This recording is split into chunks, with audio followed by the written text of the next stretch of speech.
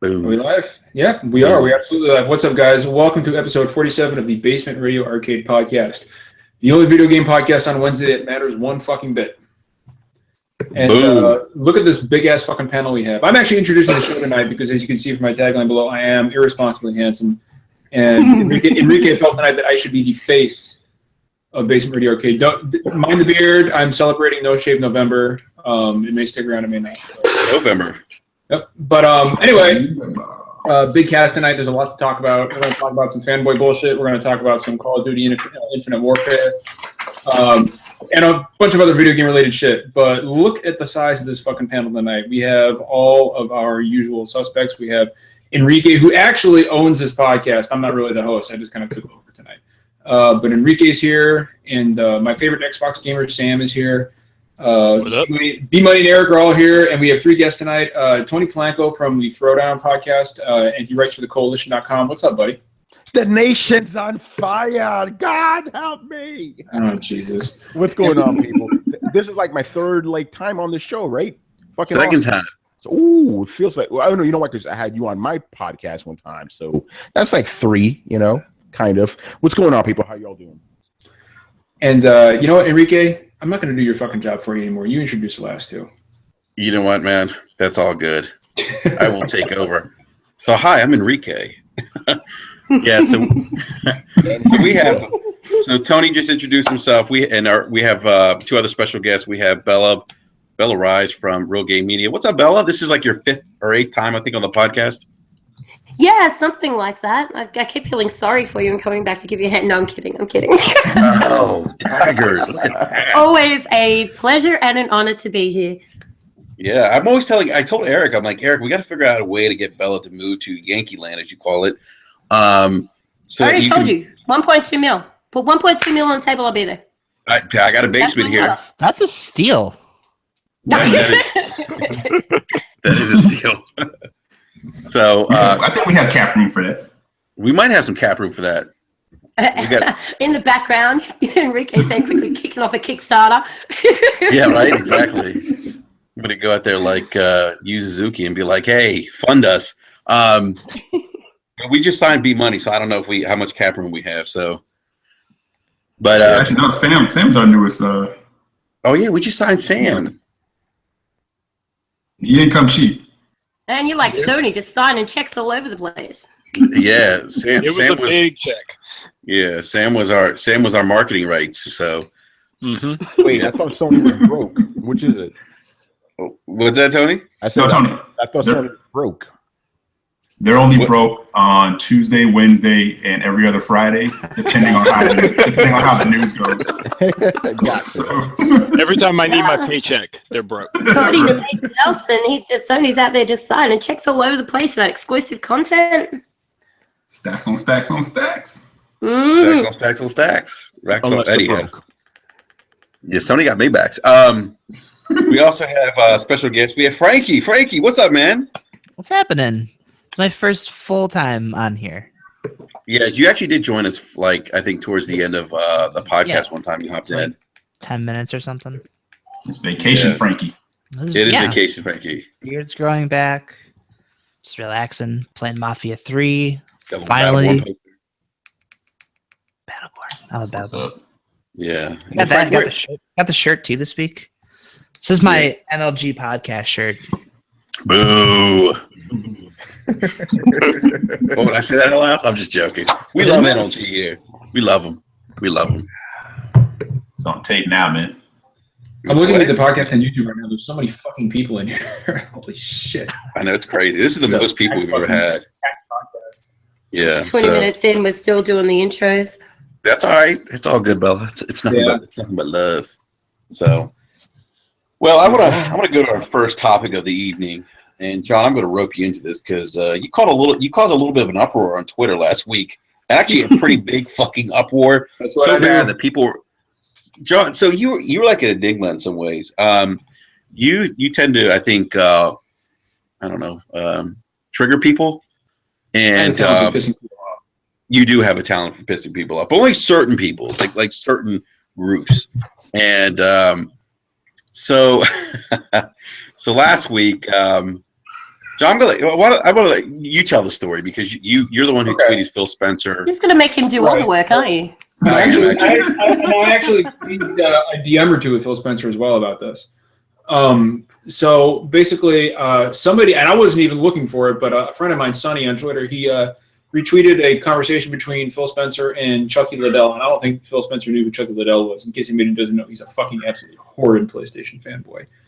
He's the worst. He's the absolute fucking worst of the worst. And real quick, by the way, we denounce fanboys on this podcast. Period. Yeah. He's abysmal.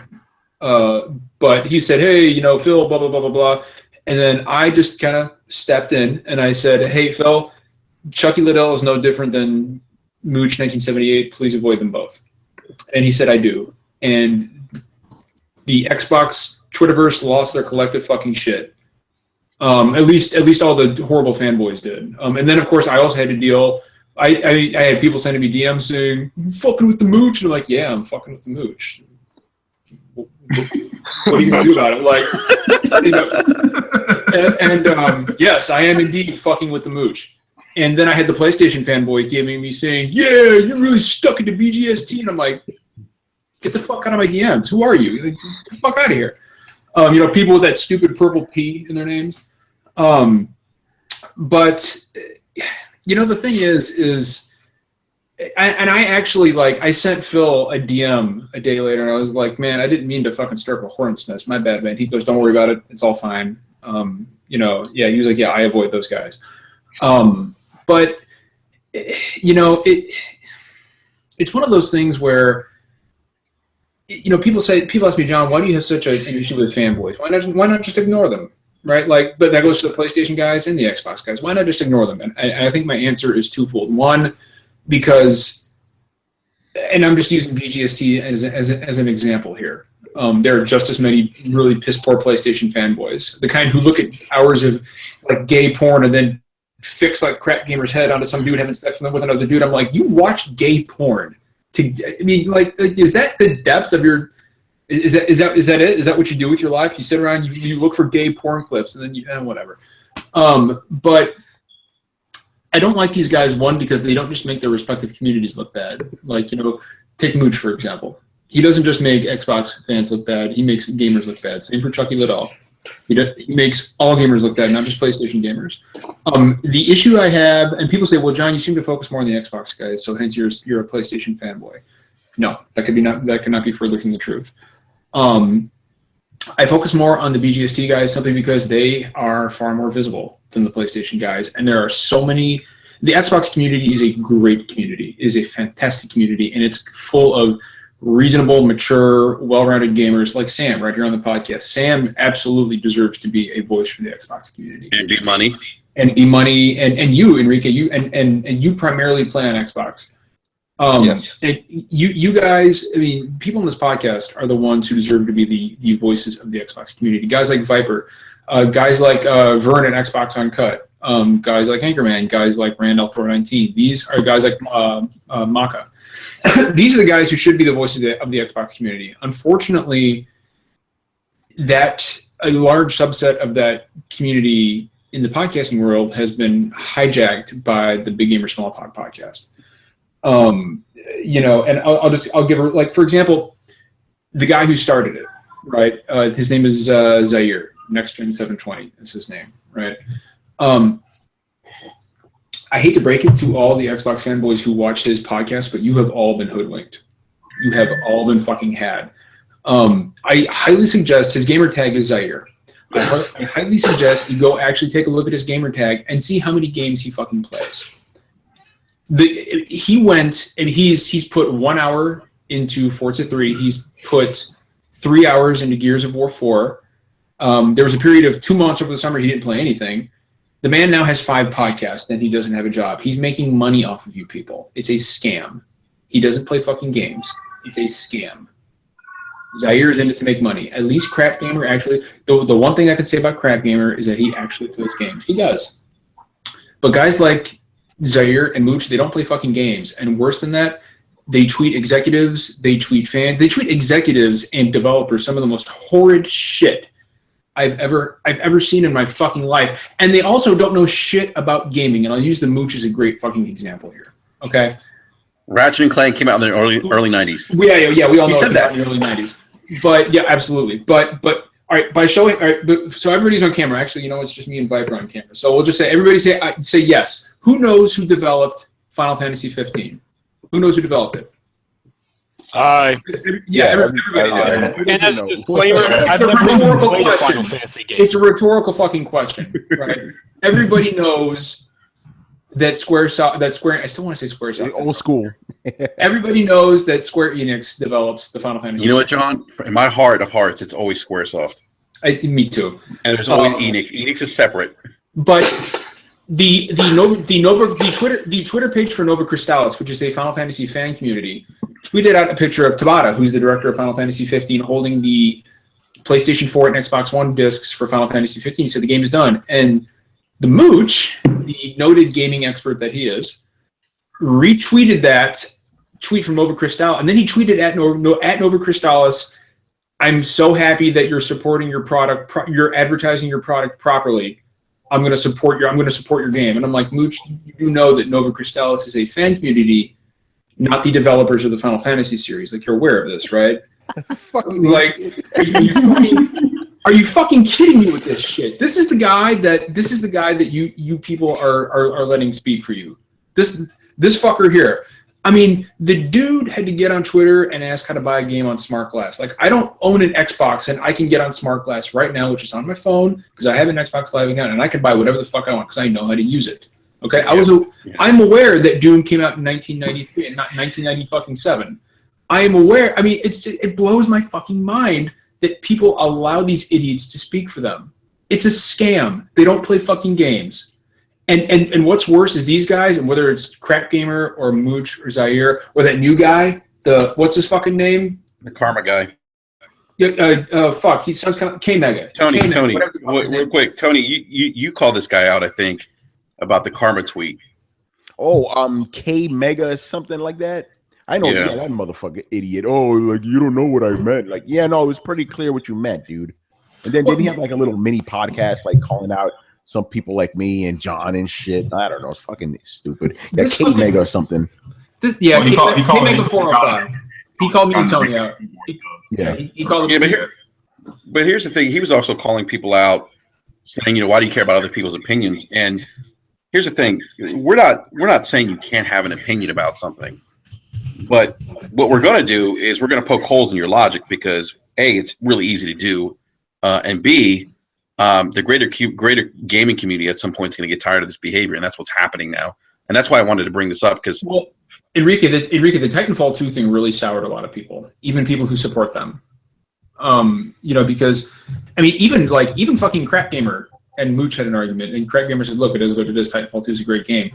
And people in that subsection, I won't say in the Xbox community because they do not represent the Xbox community, but people in that subsection, all the shit, the huge stink about the Titanfall 2 stupid green disc bullshit, which is a fucking developer term. He wasn't referring to Xbox green discs one bit. I heard that fucking K-Mega guy say, "You slapped me in the face, Microsoft, and now you reap what you sow." K-Mega, I know these guys listen to this fucking podcast, just like I know they listen to Super Fun Gamescast, because guess what? I know people who actually are on with you guys. I know people who talk to you guys, and I know you guys are listening. So, one, you're full of fucking shit, K-Mega. Respawn doesn't owe you a fucking thing. They don't owe you a fucking thing. Microsoft doesn't owe you a fucking thing. Nobody owes you shit. Okay? Whether or not you want to buy the game is your prerogative. That's your prerogative, and I'm not going to tell you it's not. Okay? It's your life. You do what you want. You're a big boy. Well, you're not a big boy, but you're a fucking... whether or not you want to buy the game, that's up to you. Right? But your fucking rhetoric, your bullshit rhetoric, doesn't make Xbox fans look bad. It makes us all look fucking bad. And quite frankly, I'm tired of it, and a lot of other motherfuckers I know are tired of it. So check this out. Anytime you want to have me on your fucking show, we can go one-on-one. I'll fucking come on there. I will destroy your ass right there on your show. I know it's not going to happen because you're too much of a bitch to have me on. It's not going to fucking happen. I know it's not. But the offer's out there anyway on the table, motherfucker. And that goes for all the BGST guys. I'm sick of it. I'm sick of this shit. I'm still getting fucking DMs from people saying, "Oh, you want to fuck with the mooch?" Yeah, I do. I do want to fuck with the mooch. Absolutely. Fuck mooch, man. Yep. You know what's interesting? I think the term was mooch struck. Which no grown man should ever use, to be honest. Shirzad Khan City makes a good point in chat. They'll never have anyone on to debate them. You're absolutely right. No, they won't. It's never going to fucking happen because we're if somebody like me or Enrique or Tony or B Money, just as a few examples, if anybody were to enter that echo chamber, it would last about 5 minutes. Because that's all it is. It's an echo chamber. It's an echo chamber full of angry, petulant 37-year-old men. And I'm just like the other day that the fucking mooch was up at 4:30 a.m. tweeting people not to buy the PS4 Pro. Yeah, I saw that. And I'm like, dude, little bitch. This is your life. This is your life. You wake up at 4:30, and the bitch of it is excuse me, these guys barely play any fucking games. Dude, how many hours a week do they spend on podcasts? Like 12 hours a week. Zaire has 5 fucking podcasts. Jeez. 5. When the fuck does this guy play any games? I'll tell you what. I've seen his fucking Xbox Live gamer tag. I've seen his profile. He doesn't play shit. He doesn't play fucking shit. Go look it up yourself if you don't believe me. Go look it up yourself. I haven't touched my fucking Xbox Live account in 3 fucking years, and I have a higher gamer score than he does. Damn. It's fucking unreal. I don't understand it. And people follow these dudes like it's some kind of fucking cult. There are literally Twitter handles saying I am a voice for Mooch and Crap. And I'm like, I don't fucking believe what I'm hearing. Right? That K Mega guy, I said, dude, is calling fucking people sushi eaters and rice eaters and kimono wearers, is that cool? All right, and that's a part that's fucked up, and that people, and I don't know why they do this, but people keep giving them a pass on this. It's fucked up. It's racially charged, and you got to call it for what it is. And there's no place for gaming. There's no place for that kind of talk in gaming. Gaming's supposed to be a place where we escape from that kind of bullshit. We escape from that kind of drama that happens outside in the real world. And when you bring that narrative into gaming, this is what happened. People will speak out against it. Gamers will speak out against it. And what a lot of these guys don't realize is that they think that because they're popular in their community, like you said, John, they exist in an echo chamber. They don't understand that the greater gaming community is larger than them. And the greater gaming community is getting tired of it. I get DMs, I get messages from people writing me saying, you know what, I'm glad you guys are finally saying something because enough's enough. It's gotten to the point where it's out of control. Keep doing what you guys are doing. I mean, I had that one guy, and I shared the fucking DM with you guys, but he was a huge Mooch and Crap guy, followed them for years, big fan, and then Mooch blocked him because he disagreed with him at Titanfall 2. And then he sent me a DM, and he was like, "You're right. You were right." You know, am I bot out again? Yeah, you're bot now. You're bot a little bit. Yeah, bro. Am I bot now? All right, I'm going to drop and come right back in. All right. Decepticon John. So those Mooch maniacs coming to get you, bro. The problem is that he's using the same server for his internet connection as the Canadian immigration system. All the people flocking away. So Tony, you've had some run-ins with these guys, and you're pretty vocal about, fanboy behavior, and it's, and you've even voiced it, like, this shit's gotten out of control. People should just focus on playing games.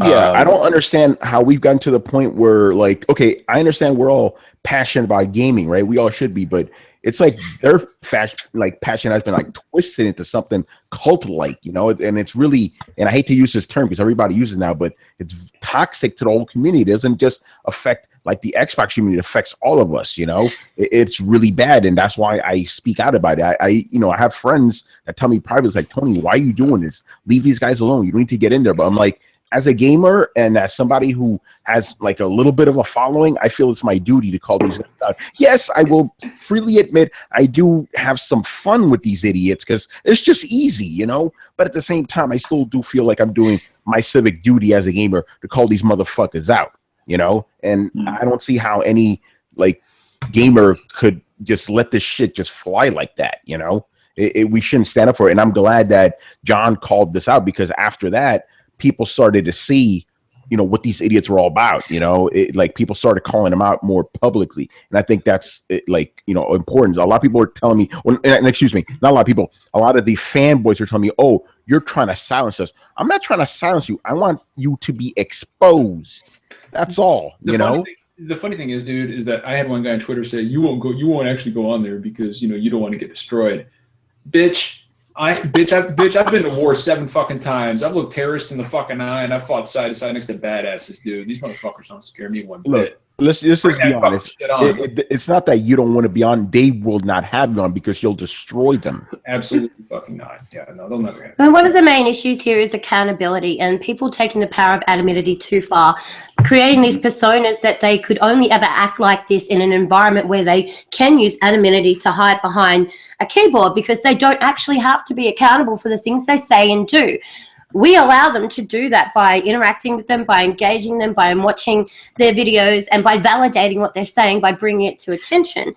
It's not going to stop if we continue to give them a voice. We need to stop giving them a voice. Well, what irritates me is that, that fucking Scorpio emoji, right? Like, I know lots of cool people with the fucking Scorpio emoji, like Sam. Sam's a great example. There's nothing fucking wrong with having that Scorpio emoji, but just like that stupid purple P that people have, like, it has been hijacked by a subset of fanboys who now, whether you like it or not, now that fucking, just like the P, the Scorpio emoji has a negative connotation now, and it irritates me because guys like Sam who have that in their Twitter handle are good, decent fucking people. He's a perfect example too, because the first time I saw him on Twitter and I saw that he had that M in his name, I was like, oh, another fanboy, but he's not. And that's the sad part about it is, usually when you see that, sadly you want to run for the hills because you automatically disregard the validation because of the people who have taken it and run with it and tainted it. And it's a very real thing. They say community, but there's a bigger community, but there's a subset of a community. Yeah, exactly. And the funny thing is, every subset of that community is funny. If you watch them, they all come at you and they say, well, how come so-and-so can't have an opinion? You can have all the opinions you want, but don't mistake opinion for bullshit. And also don't mistake an opinion for a confused fact. Let me ask you, Wait, Eric, I want to say something real quick on that note. You're entitled to have your own opinions, but you're not entitled to your own facts. And you're also not entitled to you stating your opinion and being challenged. You know what I'm saying? If you're gonna say something, prepare to be challenged. It seems to me like why can't they have your opinion? They can. It's just they got to be prepared for those opinions to be fucking challenged. And Tony, these guys, they play the victim a lot too. You call them out. The fucking little bitches. The beautiful thing about facts, they're trying to silence us. They're trying to. They don't like our opinion. Oh, I was just saying the beautiful thing about facts is they don't care about your opinion. Yeah, exactly. Or your stupid ass feelings, Well, that's the funny thing. They say, why can't so-and-so have their opinion? That's fine. They can have their opinion, but they're not doing opinion. They're going after people. Because I used the word attack and I got jumped on for saying keep it real. Here's a great example. And after this, I want to ask our Xbox gamers on the panel a question. But last year, when Fallout 4 came out, Jeff Keighley tweeted a picture of the PlayStation 4 Special Edition, the Pip-Boy Edition. I have it. And he says, "Yay, thank you, fucking Bethesda." And immediately, Crap Gamer and Mooch jumped on him like hyenas on a fucking carcass and said, "What's up with that PlayStation 4 shit? You're supposed to be unbiased." It's like, motherfucker, there's 3 versions of the game. There's PC, there's Xbox One, and there's fucking PlayStation 4. Like, what would it have been fine if he tweeted the Xbox version? Yeah, I was about to say. There's only 3 versions of the fucking game. What do you want the guy to do? He's not allowed to be excited about a fucking game? No, it was because Microsoft was marketing Fallout 4. That bullshit. That was the excuse. But that's fucking Microsoft marketing. It's not Jeff Keighley in Microsoft with a marketing deal. Microsoft has a lot of money. Let them handle their checks where they spend them. That marketing shit, Sam, it's the same fucking excuse they're using for Titanfall 2. Let's face it, you're fucking angry because Titanfall 2 is not an Xbox One exclusive anymore. That's why you're fucking upset about it. Be honest. Let's just fucking cut the shit. Let's cut the fucking shit. At least man up and why you're upset about it. But I have a question for guys like Sam and B Money and Enrique, our Xbox gamers. B Money's been quiet. So this is directed at you guys. Like, we know there are just as many foul fucking PlayStation fans as there are Xbox fans, right? Like Chucky Liddell and Virtually Me, Major Enos, they're fucking terrible. Why do you guys think they don't have a voice with the PlayStation community like these guys have with a small group of the Xbox? Like, why do you think these guys don't have the visibility of BGST? I don't think it says anything. Ooh, this is a great question. I like this. Like, I want to know why these guys fucking caught on. Can I take this one? Yeah, go ahead, man. All right. So basically, it all started in 2013. All right, I don't need to explain anything that happened there to y'all. You know, if you even remotely preferred Xbox, it sucked. That's all there is to it, okay? From all sides, and some of it deservedly, some of it not so deservedly. Evidently, if you wanted to buy an Xbox One because you wanted to play the next Halo, you were the death of gaming because used games are the future, and stop trying to obstruct things with your digital DRM. Even though it wasn't us, it was the company and a certain Don Matrick, but whatever, all right? So a lot of us were running scared. I freely admit you would not have wanted to know me at that time. You wouldn't. I was ill-tempered, and I thought that basically I had no place in gaming. So this continues on to 2014, and Donny Boy abandons ship and throws the reins to Phil, who has been doing a remarkable job ever since. Fantastic job. Fantastic job, phenomenal. And he got his crew into place. You know, guys like Mike Ybarra and Major Nelson. He's worked with them, and they've built a really good community. But even so, it was difficult. It was very difficult being an Xbox fan because it seemed, and I know it wasn't, but it seemed like the world was against you. You were constantly being hounded by the fact that, oh well, and I know it's the minority, right? It's always the vocal minority. The worst of the worst if a console is in the lead who are, you know, spouting this kind of nonsense. But it was always this stuff like, oh, well, your console is weaker, you can't do this, it's 920p or whatever kind of nonsense BS was going on there. And we felt like we had no place. So put yourself in our shoes. When along comes some people who say, you know what, we're going to stand up for you. We're going to talk about all the things that aren't being talked about. And in your delirious state, sick and tired of being harassed by everybody else, they make sense. Even though when you realize, you know, hindsight is 2020, that a lot of this stuff was illogical, they begin to make sense, and you think, oh, well, I may not agree with everything they're saying, but at least someone is speaking up for me. And you multiply that. And that's how these followings get built. I freely admit. I was one of them. Okay, I'll admit that. They used Xbox fans. Yes, they did. It was a grab of attention, is what I realized. So this is interesting. So you think that, like, and let's face it, the E3 reveal for Xbox wasn't great. But do you think if the roles were reversed, we would be talking about these terrible fucking PlayStation fans who have this huge voice in the community? 100%. That's an interesting thought. You'd be talking about Dobby and Chucky Boy. Yeah. By the way, I need to quickly jump in here because everybody keeps making it snake. Xbox One was not revealed at E3. It was revealed a couple months before. Thank you. Yeah, the Microsoft. Sorry, Tony. Yeah, no, because everybody keeps saying, like, no, Microsoft actually had a really good Xbox conference at E3 because it was just wall-to-wall because they had to make up for that bullshit. Well, Tony, the conference itself was good, but the aftermath and some of the comments that Don Matrick was making were not so good. Well, it was the comment Don Matrick made combined with a certain 10-second video about sharing your games. It was that lit the internet on fire. But you know what? That was gold. Well, that was competition, man. I had never heard these fucking guys until like 2014, right? And all of a sudden I see Crap Gamer popping up. I'm like, why would you call yourself a piece of shit? Like, I don't get it. Like, I don't understand. But then, like, I remember the first time I heard a BGST podcast, somebody's like, you have to listen to these fucking guys, John. And I was like, okay. So I'm listening to it. I'm like, what the fuck? I was like, there's no fucking way these guys are for serious, right? Yeah. Like I heard the Mooch say, Neil Druckmann, that piece of fucking shit. And I'm like, what? And am I roboting again? John, you're roboting again, man. Fuck! I'm an X-Talk now. All right. Yeah. I want to go to B. I want to go to real quick, guys. I want to go to B Money because B Money, you're part of the Inner Circle podcast. And you guys, and I've said this for a long time, you guys do it right. You know, you guys start off as an Xbox, centric podcast. And you guys have kind of, expanded since then. But you guys have had Phil on. You guys have had, I believe, Aaron Greenberg on too. Yes. Yeah, we've had pretty much the entire executive staff for Xbox has been on our show. So just about anybody you can think of has been on there. But you guys are big Xbox fans, and you guys don't engage in this kind of behavior. And it's interesting because you guys don't have. I mean, if you think of like Crap Gamer or like the Mooch, you guys don't have that many or as many subs per se, on the YouTube channel. Maybe you do now. I don't know. I haven't checked, but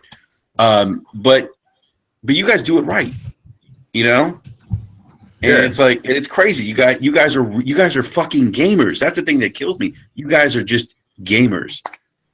And go ahead, man. I think that's one of the reasons why we haven't grown as much as some of these other shows. I mean, we don't have all the drama. This is not a stage show for us. I mean, we're gamers talking about games. Controversy. Well, B-Money, let's be honest. It's also because you don't buy subs. Yeah, that too. You know what I mean? We want the real people to come around and support us, and that's what it's all about. So, we started the podcast, and our vision was, to talk good about Xbox. It was not to hate on PlayStation or any other brand. It was talk about the gaming system that we loved, and that's what we did. And we really built something out of it, and gained a lot of respect from the Xbox community and the Xbox executives. And from that, they've shown us love in return. So it's been good the way that we've done it, and we've reaped some rewards from it. We've been to E3 quite a few times, and that was appreciated as well. So doing it money real quick. Speaking of E3, were you at Naughty America? Nah. I walked by the booth a couple of times, but I didn't make a pit stop over there. Hey guys, this is important. I just wanted, and I'll share the tweet with you guys just to show you. I just got a DM from somebody, a big Xbox fan, who says he's listening to us right now, and he says, "Great podcast. My preferred console is the Xbox, and some of these guys are dog shit. Happy to see you call it out. Great to see real gamers call out the fakes. Keep up the great work." Yeah, and you know what? And I want from what you just said, a lot of it is you don't want to necessarily put a lot of shine and focus on it, but at the same time, you can't treat these assholes like Voldemort. Like they can't be named. Stealing my lines, man. What are you stealing my lines for? Oh, come on. Eric, we talked about this, man, before the podcast. My bad. I'm going rogue. So, go ahead. Take it. But like what Sam was saying a moment ago, the whole YouTube thing and watching podcasts on YouTube, I kind of came into it a few years ago. But I was one of those guys, being an Xbox fan, who at the reveal of the Xbox One, I was kind of like, yo, they just pulled my sports fans here to know, I've said this before, when you watch a receiver go across the goal line, but drop the ball on the one celebrating. I'm like, Ernest Biner? Or Deshaun Jackson, whoever you want to name. But it's just the minute I saw that, the first thing I thought was, did they not read the playbook from Sony? Of what not to do? Don't do that. Don't piss off your fan base. Don't act like you're so big. And when I saw that, it just harkened back to that. I was like, what the hell's going on with that? So when I started seeing fanboys saying, oh, the bias, and the bullshit, I'm like, yo, you remember last generation, Sony went through this very thing, and the 360 was the darling. Oh, yeah. Digital Foundry, right? Sony was getting every 360 game. Getting stomped out the entire generation until and that's the thing that people don't understand is I've seen guys like Zaire and Mooch say, well, why is Metacritic have more PlayStation 4 reviews than the Xbox One version? Because they're the fucking market leader this generation, and there are more copies out in the wild. It was the exact opposite was true back in the fucking 7th generation. Go look at the reviews on Metacritic for Red Dead Redemption or fucking GTA 5 or any other fucking multi-platform game, and I guarantee you will see more Xbox 360 reviews than you did fucking PlayStation 3 reviews. And that would be because there were more because it was the market leader. That's what people were playing. It has nothing to do with bias. It has to do with fucking business. And some people are too fucking stupid to realize that. It's completely documented. Everyone knew, everyone said, the 360 versions usually work better, hands off, Oh, for sure. But correct me if I'm wrong. My finger wasn't on the pulse of everything at all times, but I don't remember. That's because you were playing games, Eric. Well, I'm still playing games. That's the funny part. I was going to say earlier, mathematically, it doesn't work where you YouTube 20, 30 hours a week, still have kids and a wife, and still game. It doesn't mathematically work. So anyway, but it can work. No, it doesn't. No, dude, you podcast like 3 hours a week. Come on. So I'm having some internet issue, guys. I don't know how much longer I'm going to be able to be in here, but I'm going to stick with you as long as I can. No problem. Yeah, you should cut the camera, man. So I find it funny that it seems like where we stand right now, let's forget about 2013. Where we stand right now, in my opinion, I think the media is being very welcoming to the changes that Phil has made. Very welcoming. The media's biased. Well, hang on. Well, very welcoming to the Xbox One S. But who reminds you of all the bullshit constantly? Exactly. The Xbox fanboy. They will not let you forget because guess what? No one wants to hear. If you do that, then hey, what about we don't have anything to talk about anymore? You know, every video that you see these guys do, they can't do a video that talks, positively about the Xbox without shitting on Sony. That's why. Yeah. Wants. So it's not about gaming. It's not about being the leaders of the community. It's about being leaders on YouTube. Well, and that's popular. It's a Cobra Kai. Eric, that's one of the great things about podcasts like Grab and fucking Working Media and NLG and TXR and TXR and the Throwdown is that we talk about fucking games, not every one of fucking Zaire's podcasts, those 5 fucking podcasts that he does, it's the same fucking podcast. It's all BGST. Mooch's podcast is the same fucking thing. It's BGST. Crap Gamers podcast is the same fucking thing. It's BGST. It's a broken record. For an Xbox-focused podcast, they spend 95% of their time talking about fucking Sony. They don't talk about games. They bitch about fucking Sony. And let's be honest, and the part of their followers who do YouTube also are afraid to put them in check or to go against them because they're afraid to get blocked. Because I mean, if you fart in their direction, you get blocked. That's just how it goes. Eric, and that's a great point because we had someone, and John referenced this individual, we won't say his name, but he was someone who was a staunch supporter, and because he disagreed, he got banned. Yeah, and I think that's what John was referencing earlier, but that's exactly how it goes. Yeah. So that's how it goes. Anybody who opposes, anyone who comes with common sense, anyone who doesn't follow in or fall into it or dares to speak up is an instant block because that hurts the bottom line. Xbox fans, if you're listening to this podcast, BGST they're not your friends. They don't give a shit about you. Most of them don't even play fucking games. I could pull up fucking Zaire's gamer tag right now. He's talking about Rise of the Tomb Raider, man, fucking awesome. You played 2 hours of it, Zaire. You know what's great? You don't play fucking games, dude. Zaire, you don't play fucking games. Stop pretending like you're representing the community because you're not. You're full of fucking shit. John, you're gonna get videos. They're gonna make videos of you now. That's cool. They can make fucking videos if they want. Make sure you capture this right here. Yeah. All right. Make sure you get some of that right there in your fucking video. Those muscles aren't as big as Warriors, though. That's all I'll say. I don't give a shit, man. I got functional strength. Functional shit. Wait, I want to rope Frankie in because Frankie, you've been quiet, and let me tell you something. You've been really quiet. You know what? You know what's really fucked up when someone says to Frankie, "Oh, your account's a sock account." I'm like, dude, really? Like, Frankie's the most hardcore. Let me tell you something. If you guys know, Frankie's the most fucking hardcore gamer out there. The guy buys fucking dual copies of the same game on both systems. He probably has more games unopened. Sounds like Bella. Than Bella does the same most thing, right, people Bella? have opened. Oh, were you saving money? I said Frankie probably has more games unopened than most people have open. That's probably accurate. So Frankie, why don't you chime in, man? Because you've been quiet, man. Okay, we're gonna chime in on here. Just the whole fanboy shit, and I actually go out of my way to avoid it anymore because it's a headache. All of it. It just pisses me off. But there was one point in time where Mooch actually unblocked me for 2 weeks or something. I remember that. It was he attacked David Jaffe. That's what I was like, dude, all right, fuck you. I'm done. Whatever. I don't understand this need to go and personally attack devs, especially indie game devs. David Jaffe is, you know what I mean? He's a legend within that industry. for me personally too, like I love Twisted Metal. That was my first PlayStation game. By the way, we've had him on the show. Yes, you have. He's been on here. We're working on getting him on our show as well someday. But I don't understand the need to go and attack a dev like that. Like, what did David Jaffe ever do to you? Was it because his game isn't on Xbox? Like, why are you being an asshole to him? I'll tell you why. Because it was a quiet day. It was a slow news week. It was nothing really to jump on. And sorry, Frank, I didn't mean to cut you off, but that's usually. No, but here's the thing, though. There's other things. There's real things that impact gamers that if you really care about gaming, that you should address. And we've talked about these things. We've talked about the pre-order culture. We talked about DLC. Those are things that like people should care about because they have a real impact on gamers.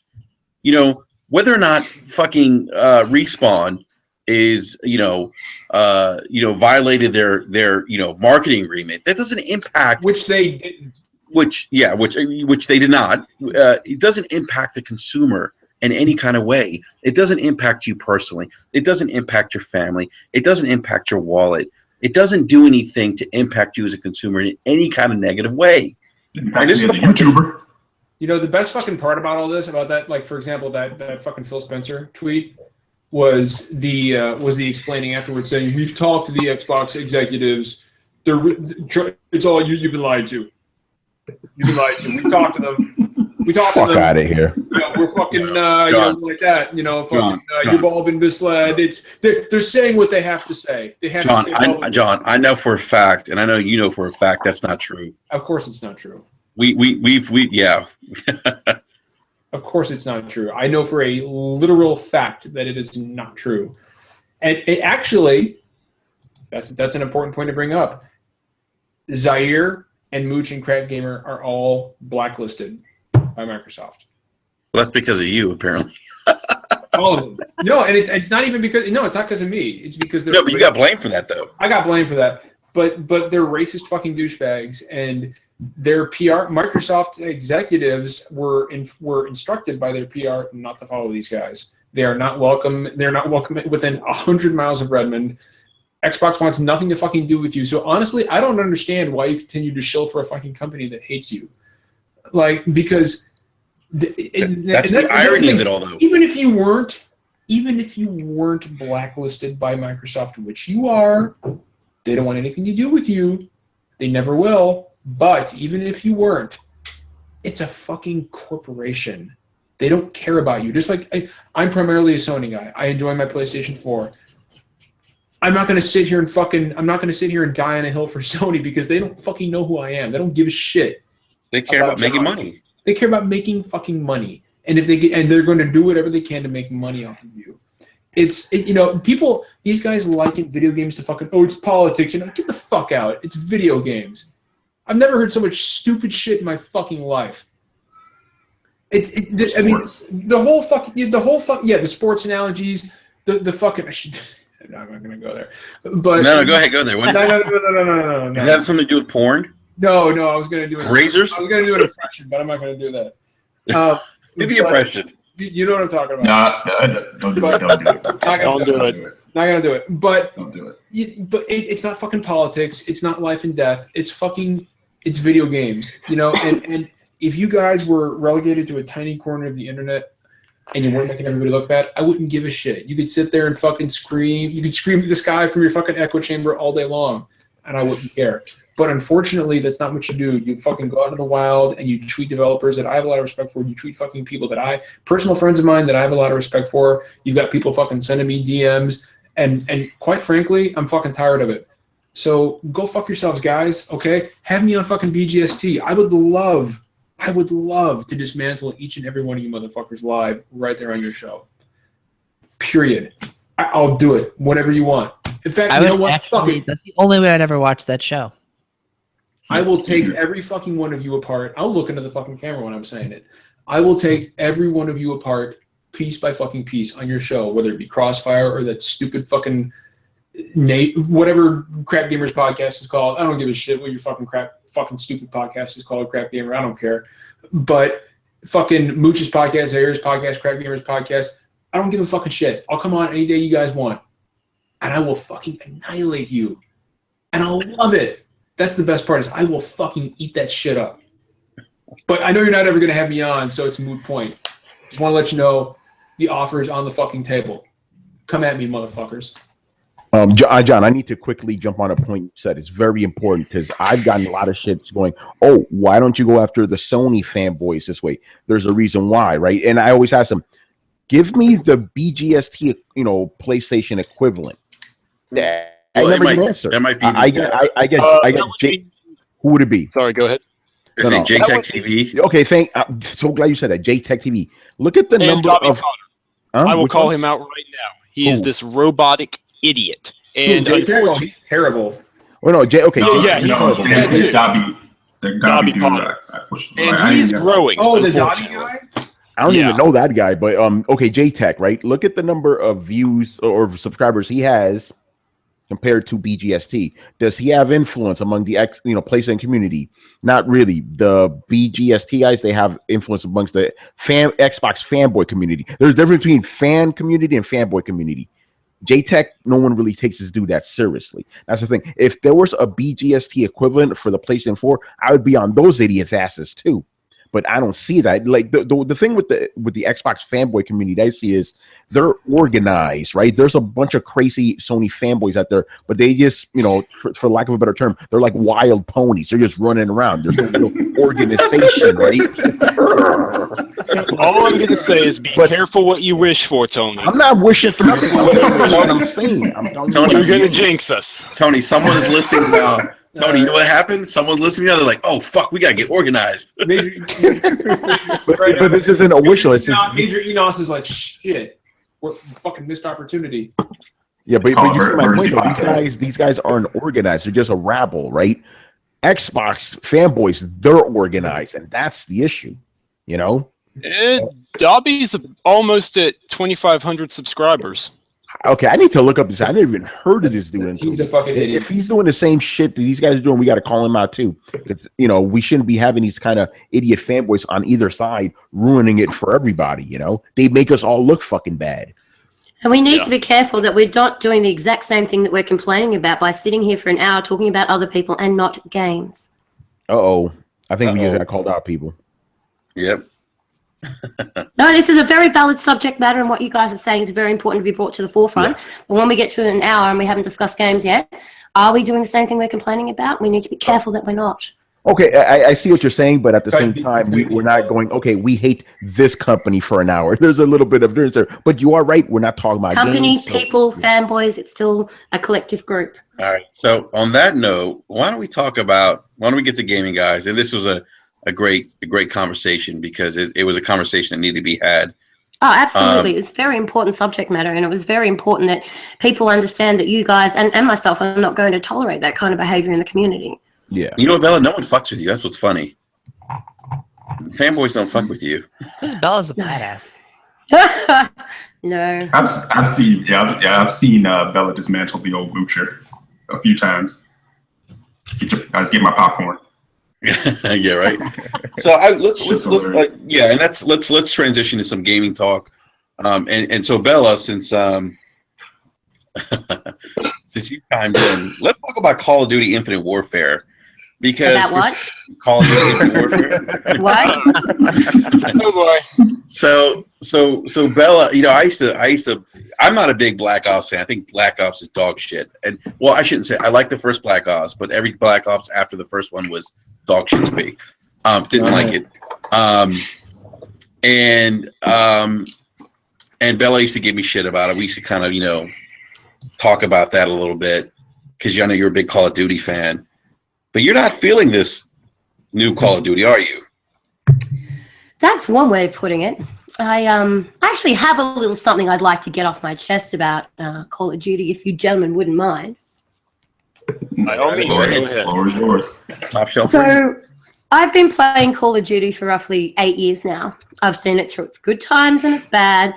I've been running a clan for nearly 5 years, and we've made some amazing memories during that time.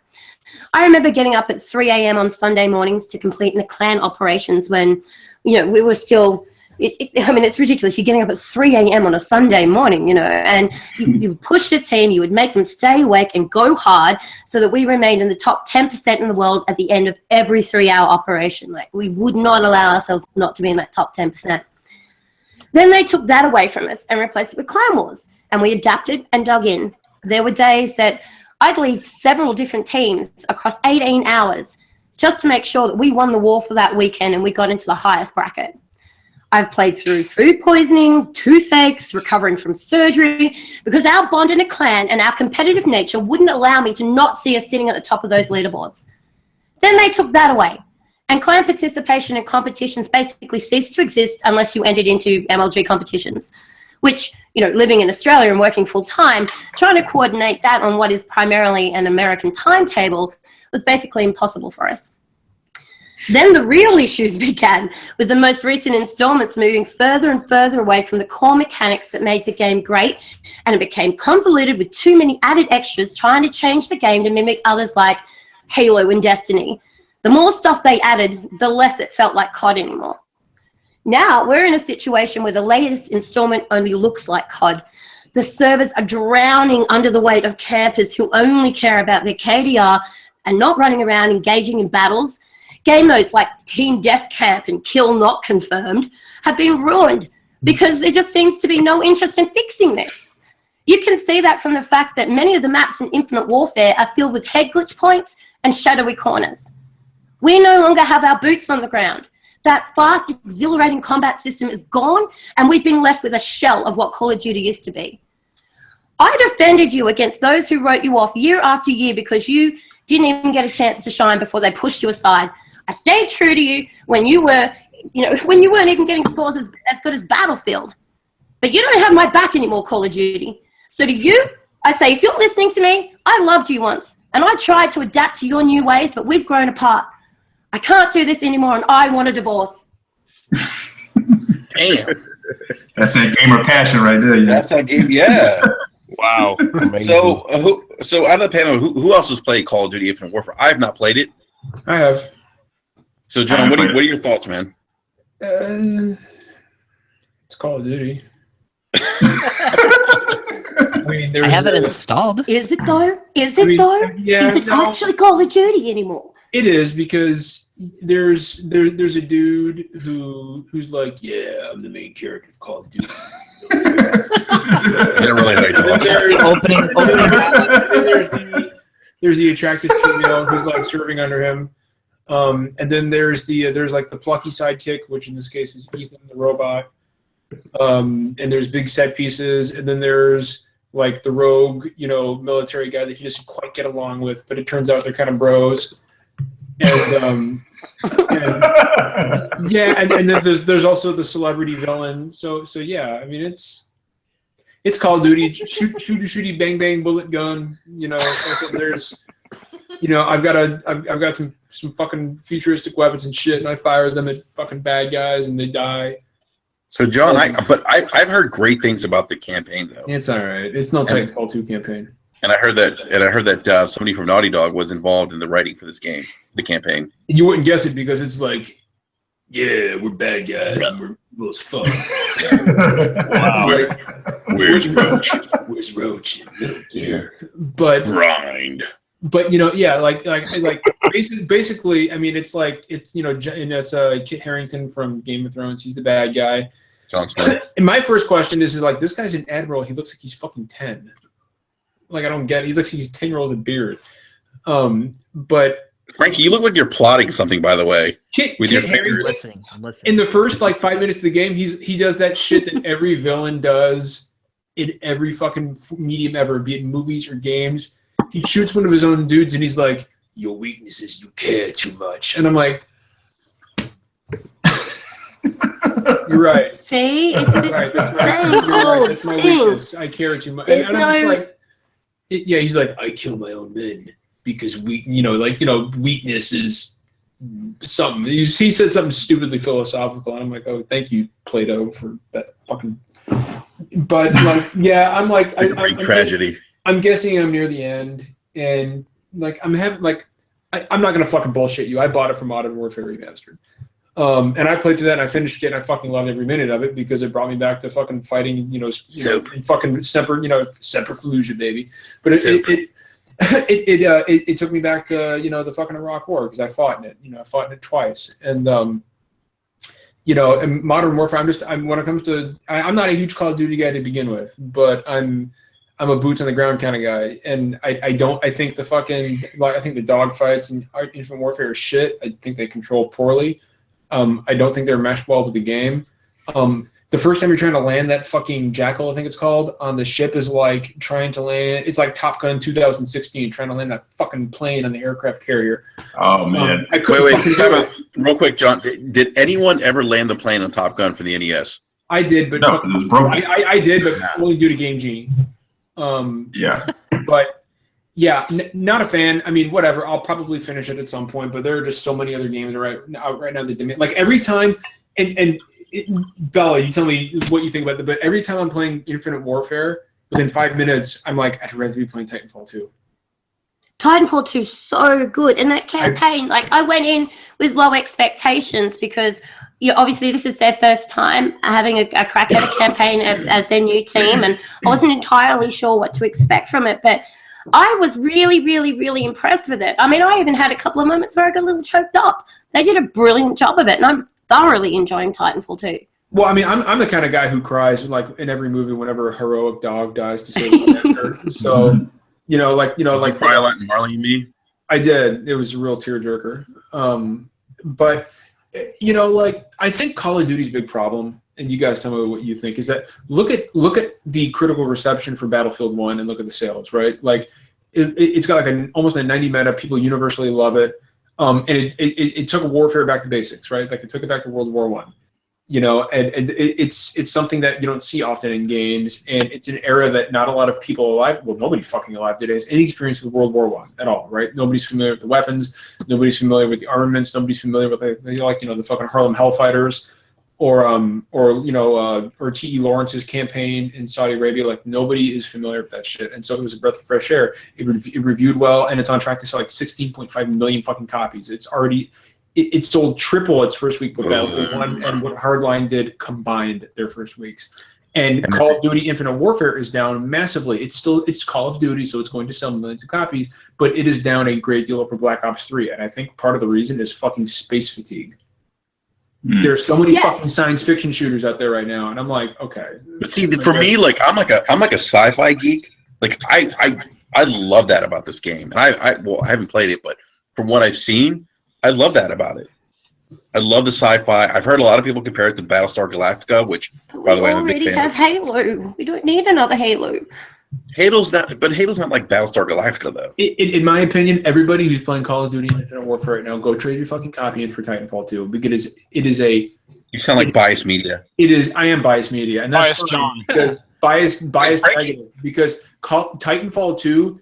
Whether it be the campaign or the fucking glorious multiplayer, is leaps and bounds above what fucking Call of Duty Infinite Warfare can offer you. And it's no fucking surprise because Respawn is basically Infinity Ward. So and they're the guys who fucking invented it. Titanfall 2 is the finest first-person shooter I've played in years. And I pray that Better than Doom. And I pray that the sales of the game either at least it's comparable with Doom. The campaign is comparable with Doom, and the multiplayer is leagues above it. So I'll give Titanfall 2 the nod. But I pray that either the word of mouth spreads in this game and it pulls a Rainbow Six Siege, or that that at least that the fucking community sticks with it, because the game absolutely fucking deserves it. Yeah, and a lot of people are complaining about what are apparently are low sales, which genuinely are actually low sales of Titanfall 2. But we're going to see a shift in that, I reckon, in the next 3 to 4 weeks, when people play more of Infinite Warfare and they're just like, what is this trash? And they take it back into GameStop or EB Games, or where they're like, you know what, give me that Titanfall 2. And they throw it at the clerk's head. Get this shit. You sold me this crap and you didn't tell me what to expect. How can you sell this? Titanfall 2 is so fucking good. Like it really is. It is good game. It's $35 right now on Target. $35 right now, which is indicative of its poor sales, because it's been out for 2 weeks and it's already $35. It's John, I'm loving the campaign. I haven't finished it, but there's certain elements. The parkour is great. I mean, it's exceeded my expectations. And it's beautiful. And it's There's no frame rate issues. I will say that I won't spoil anything for anybody, but Effect and Cause is one of the greatest first-person shooter levels in any game ever. Mm-hmm. The wristband, you guys know what I'm talking about. The wristband. Yes, the wristband. Yeah. Let me tell you something. That was like, whoa, for me. I love that. I went back and played it again. That should I would die on purpose just to play it again. That should give me the Portal heebie-jeebies. Like, I was like, oh, this is so fucking good. And I'll tell you what, the parkour and the wall running in Titanfall 2 is better than fucking Mirror's Edge, which is a game built around that concept. It's so much better than Mirror's Edge. The whole time I'm playing it, I'm like, I want Respawn to do one of two things. I either want them to make Titanfall 3, which I desperately fucking hope happens. Wait, but John, you're parkouring off of fucking moving ships. Yeah, I mean, it's unbelievable. I mean, dude, that level was like Inception. But the other thing I was thinking, I was like, what if Respawn made like a fucking first person Prince of Persia? Like, I mean, the possibilities are fucking just, I mean, what a talented fucking group of guys. What a talented fucking studio. And it just burns me that people are shitting all over the game because of disc bullshit. Burns your loins. It's so fucking good. It is so good. Frankie, you're nodding there, man. So you've played it. Or you played Call of Duty, you played Titanfall 2? I played the Call of Duty beta. I have Infinite Warfare installed, mostly because I got it for free, but I have like Still no. too much. I have like I'm just contemplating deleting it because it's burning up 55 precious gigabytes on my hard drive right now. I bought Titanfall 2 on both systems actually, because I played the beta and I wouldn't say I had like a great time with it, but there was like the potential was there. And then, reading all of Respawn's after notes, like, okay, well, this is what we're adjusting. This is what we're taking away from the beta, which you guys want this change. This is going to change. So all the changes that they made past the beta are the Titanfall that I know and love. I hopped in there day one. I felt at home. I was like, all right, I need to get this on both systems. So I initially bought it on Xbox just because like there's certain franchises that I play that I kind of just like associate with a certain system that I'm just comfortable playing on. It's weird, I know, but that's like That the Souls controller games. though. It's not weird at all. It's OCD. You got to have the games together. Yeah, exactly. I'm sorry, that's the way I am. Yeah. And let's be honest, the majority of the people on your friends list that are going to be playing Titanfall are generally going to be on the Xbox anyway because they already played it on the Xbox when it was out or previously. So, those are the people that are generally going to be getting it again. So you're most likely going to find more of a fan base on your friends list on the Xbox than the PlayStation. Very true, actually. A lot of my friends did end up picking up an Xbox, so but I even though there aren't multiplayer trophies and achievements really to chase after outside of a couple basic ones, I've sunk like 13 hours into that game, which is ridiculous for me because I don't a normal work week, I maybe have 3 to 5 hours to game throughout the week. So you can imagine how excited I am binging on like Mafia 3. But I put aside as much time as possible to finish the Titanfall campaign. And like John said, like BT reminds me of like, that dog in the movie that you're like, if you kill the dog, I'll be pissed. Yeah, I'm like, man, I hope BT's okay. Like, I hope nothing happens to BT. he's such a good dude. He reminds me of Optimus Prime too. You do get attached to him though. You really do get attached to him, and he does feel like your best friend. And when you see him taking fire and stuff like that, you run over to help him. Like you don't just stand there and go, "You're fine. You're the Titan. I'm the human. You can deal with it." No, you get over there and you help.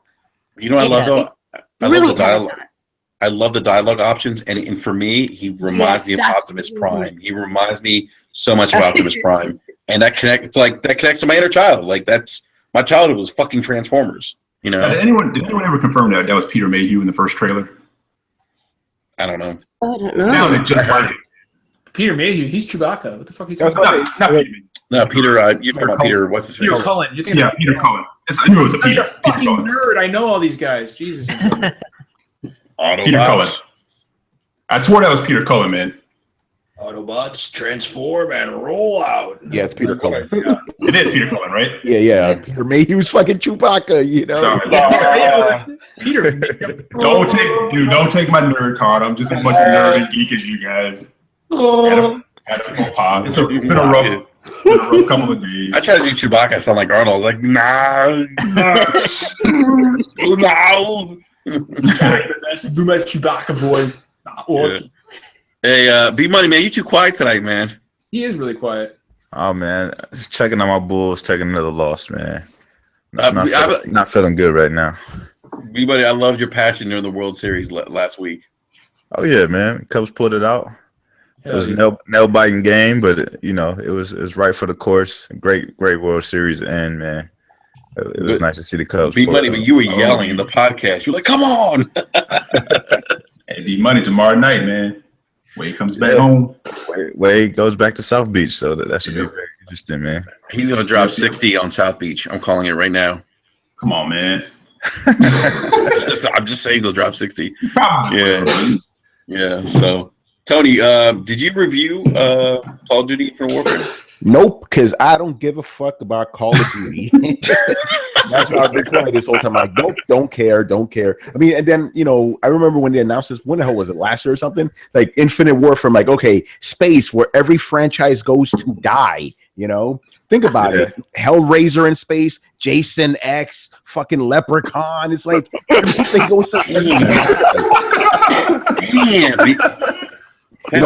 Real enough that the sales of this game are low. I'm like, finally, you fucking people are stopping buying these Call of Duty games. Stop this shit. Let it go away, and they'll bring it back later. Battlefield realized we can't go to space. We'll fucking die.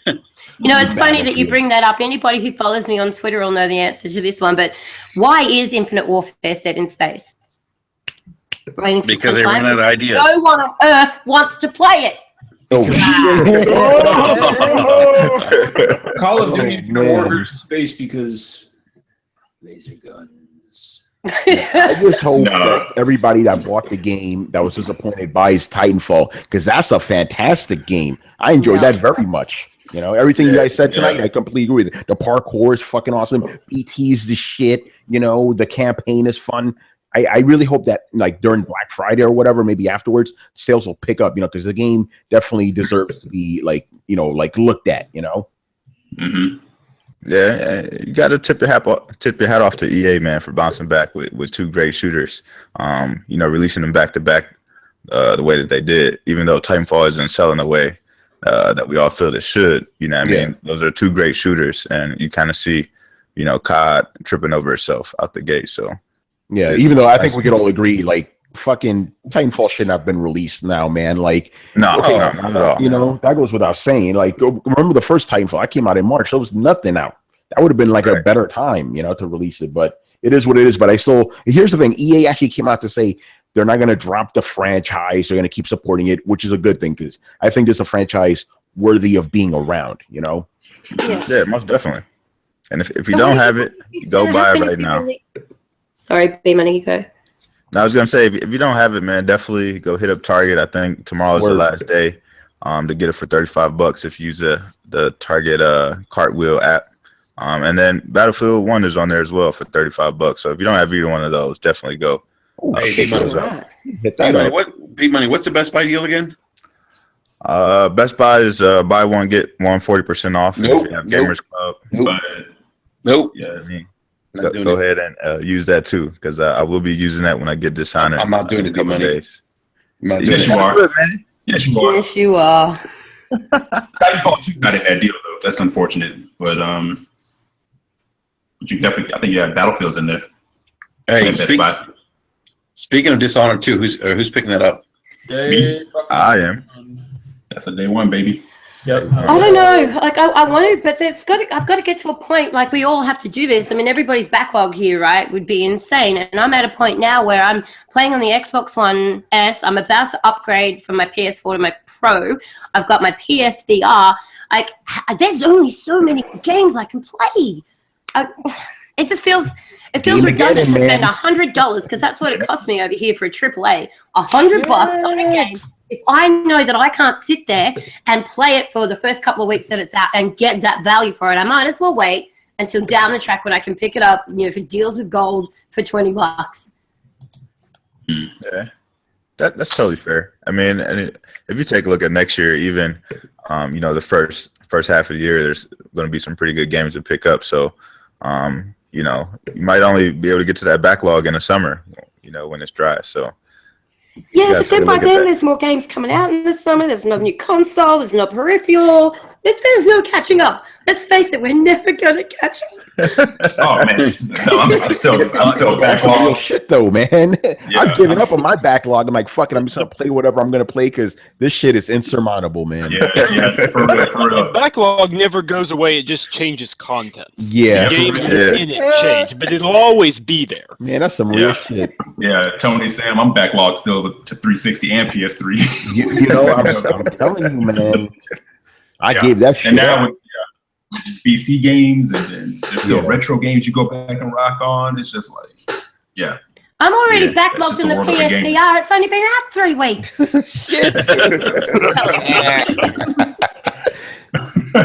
By the way, Bella, I just want to say something. I really enjoyed being on. Thank you for having me on, by the way, on your podcast this past Saturday. You're most welcome. It was a blast, especially with Anthony talking about Brazers. That was hilarious. Yeah, and then that certain misunderstanding at the end where I thought he said a word that starts with R, but it was actually a word that starts with, well, that has P in it, but actually has T in it, and it was Yes. it was a schmozzle. I was like, I'm gonna have to remove this off YouTube. I'm gonna have to write a formal apology. No, but because we were talking about PlayStation VR and all the games you're playing. Yeah. But yeah, I mean it's crazy. Like, you know, It's so good. yeah, but there's so many games coming out though. So many. And The Saturday this week, we have Watch Dogs, Watch Dogs coming out. We have Final Fantasy 15. Final Fantasy the following week. Dogs. Hey, Watch Dogs. That game, like that, the hackers in that game, like the kids in that they look game. like you, John. No, they look. You mocap the They game. look like they went to a fucking country club and they got like 3 65-year-old white golfers. They're like, hey, do me a favor and draw us your idea of computer hackers. And they fucking finished their Arnold Palmers and they were like, hackers? Okay, yeah, I'll draw you some hackers. And that's why you have this shit like, you got the motherfucker with like, you know, he's got the scary beanie and the bandana. John, they look like you. They do look like me. Really, I'm far better fucking looking than these idiots. John, I got, got one question. Did you mocap this game? I did actually. I did. We all know we did. Character. But it's like okay. I've known people who do computer hacking. One, they don't look anything like the motherfuckers in this game. And two, there was one image. There was a promotional image of the main character, like balancing like a fucking like Spider-Man on like he's ready to do a leap of faith like Assassin's Creed on at the top of a fucking like huge skyscraper, and he's like on the edge on his phone, like looking out at the player like this, and I'm like, get the fuck out! I'm like, are you fucking serious with this shit? Fuck Watch Dogs 2. If you're playing Watch Dogs 2, you're no. I played the first one for like 5 hours, and it had like what was his name? Aiden, the brooding guy. Yeah, Aiden Pierce. If Aiden were walking down the thing is like nobody fucking called the police on this guy when he was walking around. Like if Aiden Has anyone cosplayed him yet? If I saw something, no, because you'll get fucking arrested. Because look like a flasher. Tony said it looks like a flasher. If Aiden was walking down the street towards me, if somebody cosplaying as Aiden Pierce is walking down the street toward me, my first thought would be, this guy's going to show me his dick. Yeah, man, I'm. That guy goes walking past the school and like 3 squat bands just come out of nowhere. He walks around with his hands in his pockets wherever he goes. He's got a long fucking trench coat that I don't know what the fuck is up with that trench coat. He's got this hat pulled down to here, and he's just walking with his fucking hands in his pockets with his head down. And at any minute, I would be like, I'm going to see this guy's dick. And right there. Like, if I saw Aiden Pierce, cosplayer walking down my street, I would call the police and say, there's a fucking child molester in the neighborhood. Oh, shit. God. Right. He's walking down the street. Hilarious. He's walking down the fucking street. He's wearing a stupid revolutionary-looking leather overcoat all the way down to his ankles and a stupid fucking baseball cap, and he's got a bandana on, which I get. Like, I guess that doesn't make you fucking suspicious in the least bit. right? Like turtleneck. Like a fucking tactical turtleneck, right? Like this guy's just fucking walking around, and just for shits and giggles, I would walk up to cops in the game and put my I got my bandana going, and I'm just walking up to the cops with my hands in my pockets, and the cops are like, they're in a video game, just looking around. And I'm like, this is the most unrealistic shit I've ever seen in my life. Because if I was a cop and this dude walked up to me, he'd get about 10 seconds, and I'd pull my fucking gun out and be like, sir, do not show me your cock. Do not show me your dick, please, sir. I need you to back up, put your hands on the ground, face down. Like, fuck Eden Pierce and fuck Watch Dogs. I just want to say So that that's a no. that's a no. That's a no for John. Motion carry. I just want to say, his character, design situation, it was so generic. It was just my dead niece by hacking shit. Yeah. He was as good as Geralt, you know. I just make it easy. I'm gonna avenge my niece's death by hacking this guy's phone and stealing his life savings. And but the thing is, he was always suspect. Like you said, outfit. He just looked guilty the whole time in the game. Yeah, like if Aiden Pierce went on trial, all the prosecution would have to do would be just to hold up a picture of him walking on the street, and the jury would say guilty. Where's Roach? Metal Gear. Like this fuck eight. Oh God. When does that come out? When does Watch Dogs come out? I think it comes out on May 23rd. Isn't it? 15th. Right. Yeah, 15th. Now, All right, one person on this panel knows the release date. That tells you how interested everybody is in Watch Dogs 2. Exactly. Now, that being said, well, it's kind of my job. By the way, I can't say anything, about the game too much, but I've actually been playing it for a good 3 hours. I got my review code, and I'll tell you guys what I think of it after we record. I can't say shit loud. Right. Nice. All right. Tony, I just want to say something. Now, media, you're biased. Your review is probably going to favor the PlayStation 4 version of the game. Probably. No, wait, which version? No, it kind of has to, since that's the only copy I got. How long have you had that for, though? How many days have you had it? I got a code for it last night, and I obviously didn't play outside because all the craziness that was going on. But yeah, I got it yesterday, so pretty cool stuff. Okay, that's encouraging. If you've only had it overnight and you put 3 hours in, that's encouraging. Well, Tony, I would have put a lot more, but because of all the election stuff, so now we're getting out of you. You're enjoying it. You're liking it. All right, let's move along before you break NDA. Yeah, thank you for that. Before I get by the way, Bella's great at keeping people from breaking NDA. Bella's a good journalist, man. She's getting some shit out of me right now. So Tony, can you give us anything? It's a video game that you put in a console and it controls it. Is there an options menu? Not bad. Yeah, it has. I'll just say this: when I played the first Watch Dogs and I actually did complete the game, right? I didn't think it was a great game, but I saw the potential of it. I'm hoping that it's going to be another Assassin's Creed situation. First Assassin's Creed game was not very good. Assassin's Creed 2 was fucking amazing. That's what I was hoping. I was hoping. You may not be able to say anything, but can you press X to pay respects? Oh, I don't know. That's offensive, John. That's very, very, very offensive. And maybe Let's stop trying to get info out of him. Yeah, I mean, we all just said we ain't got no interest in Watch Dogs 2, so why are we trying to pester him for info? I was actually going to say, outside of everything John said, and I agree, they look like guys that would hang in front of Jamba Juice and they have pieces of flair on their backpack. I do agree. I am still a little bit intrigued by it because, like Tony said, Ubisoft does kind of have a track record of kind of testing the waters with one game and then Eric, they look like they belong in a snowboarding game. Like SSX Tricky. Well, yeah, Bella's right. They used to, but I'm not going to go into the whole. What was the name of that one skateboarding game where it's like snowing in San Francisco? Because this game takes place in San Francisco too. I'm thinking about that. Wow.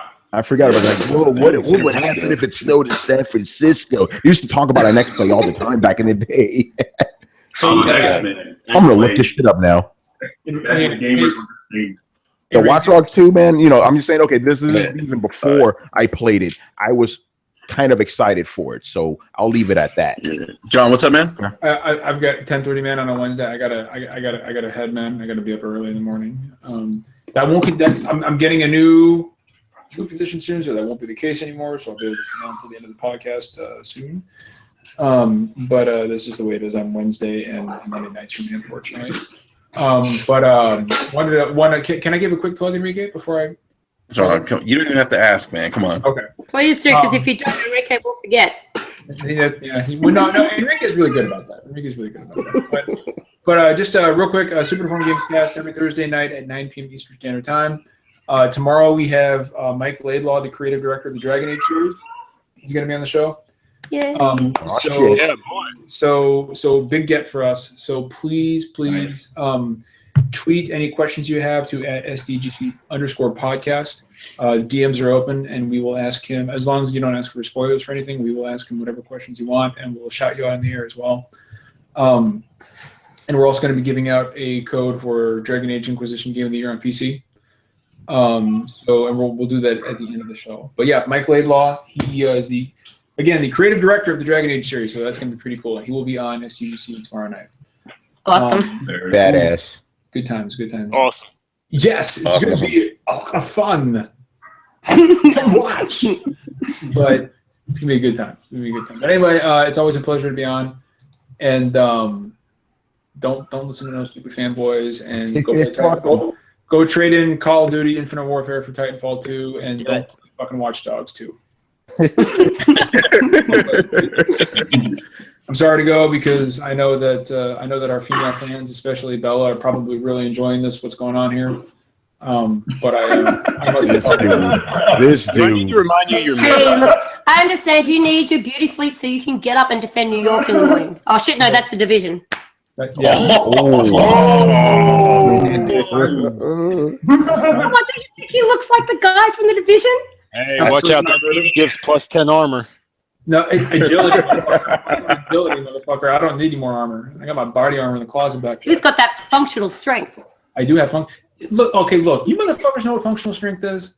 Do you know what functional strength is? No, but I know that Warrior was stronger than you. That's fine. But functional strength is, okay, yeah, I may not be able to bench press 500 pounds, but I can climb to save my fucking life. Or I can swim to save my fucking life. Or I can run to save my fucking life. That is functional strength.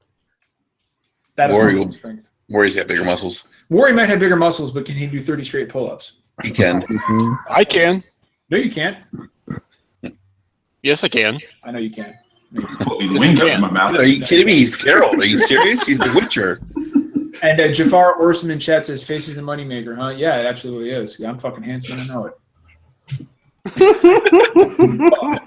Good night, John. Accident. Let's catch up soon. Not an accident. All right, I'm getting out of here. Bye, guys. Peace out, bro. Bye. All right, let's talk shit about John.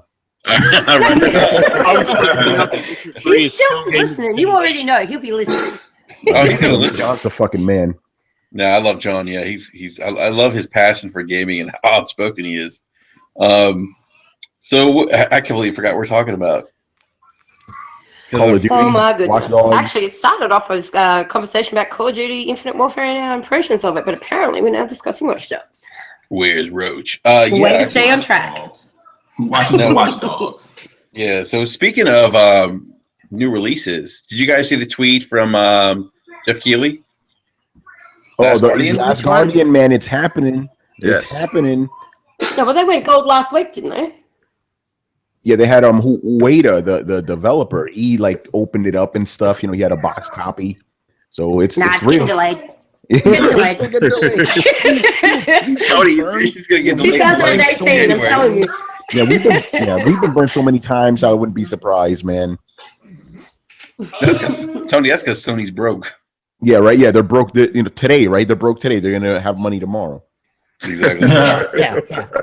Well, the pros start selling tomorrow. It was exciting, like to see that tweet. It was like I'm probably not gonna get the game day one. Any of you guys picking up day one? Hell yeah, man.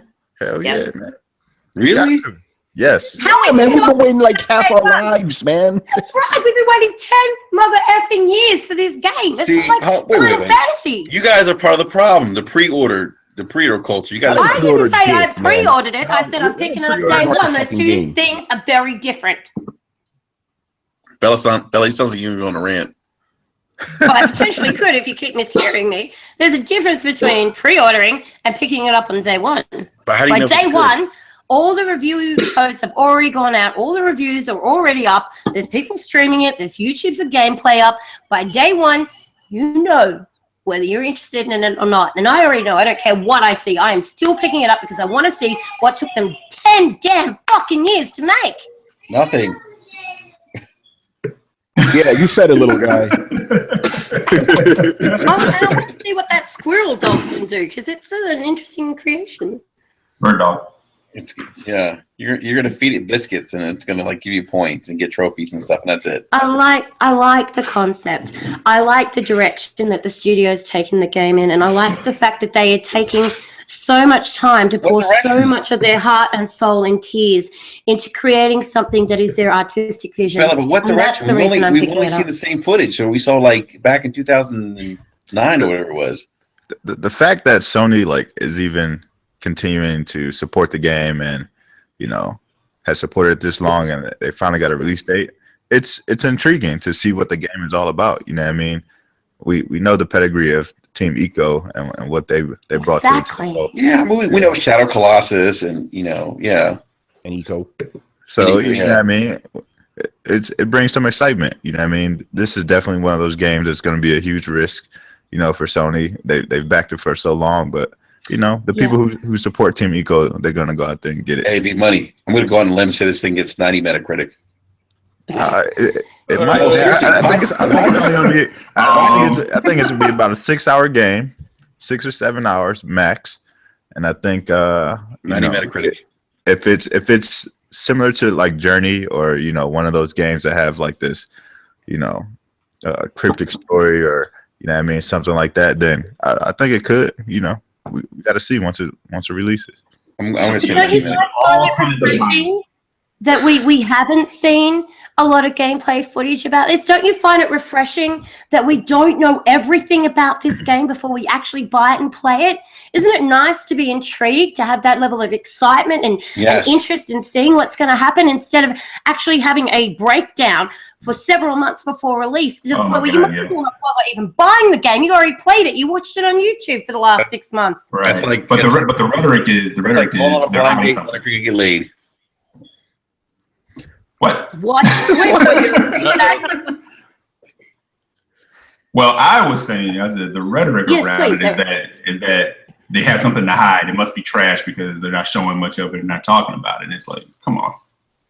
They're actually giving us what we wanted, though. Like we've been saying for so long. This is the problem with gamers in general, all right? This is the issue, and it has created a never-ending cycle where it just turns back on itself, that we say we don't want to know everything about the game. We want to be able to have some excitement. We don't want things to be released before E3. We want to have these big shows. We don't want to have all the videos of the gameplay come out before the game because it ruins the anticipation. And then in the same breath, gamers are turning around and saying, well, what's the battle system like? Am I going to have pick 10? Why can't I see footage? Is this in game engine or is this on the PS? Like, are you showing me screenshots from the PC or is this of the Xbox? Is it going to run in 1080p? Is it going to be native? How can we say both things and expect there not to be confusion and have developers rushing stuff out the door early to try and meet these deadlines because we're so goddamn demanding, and then we sit back and complain because it's broken? Bella, that's a great.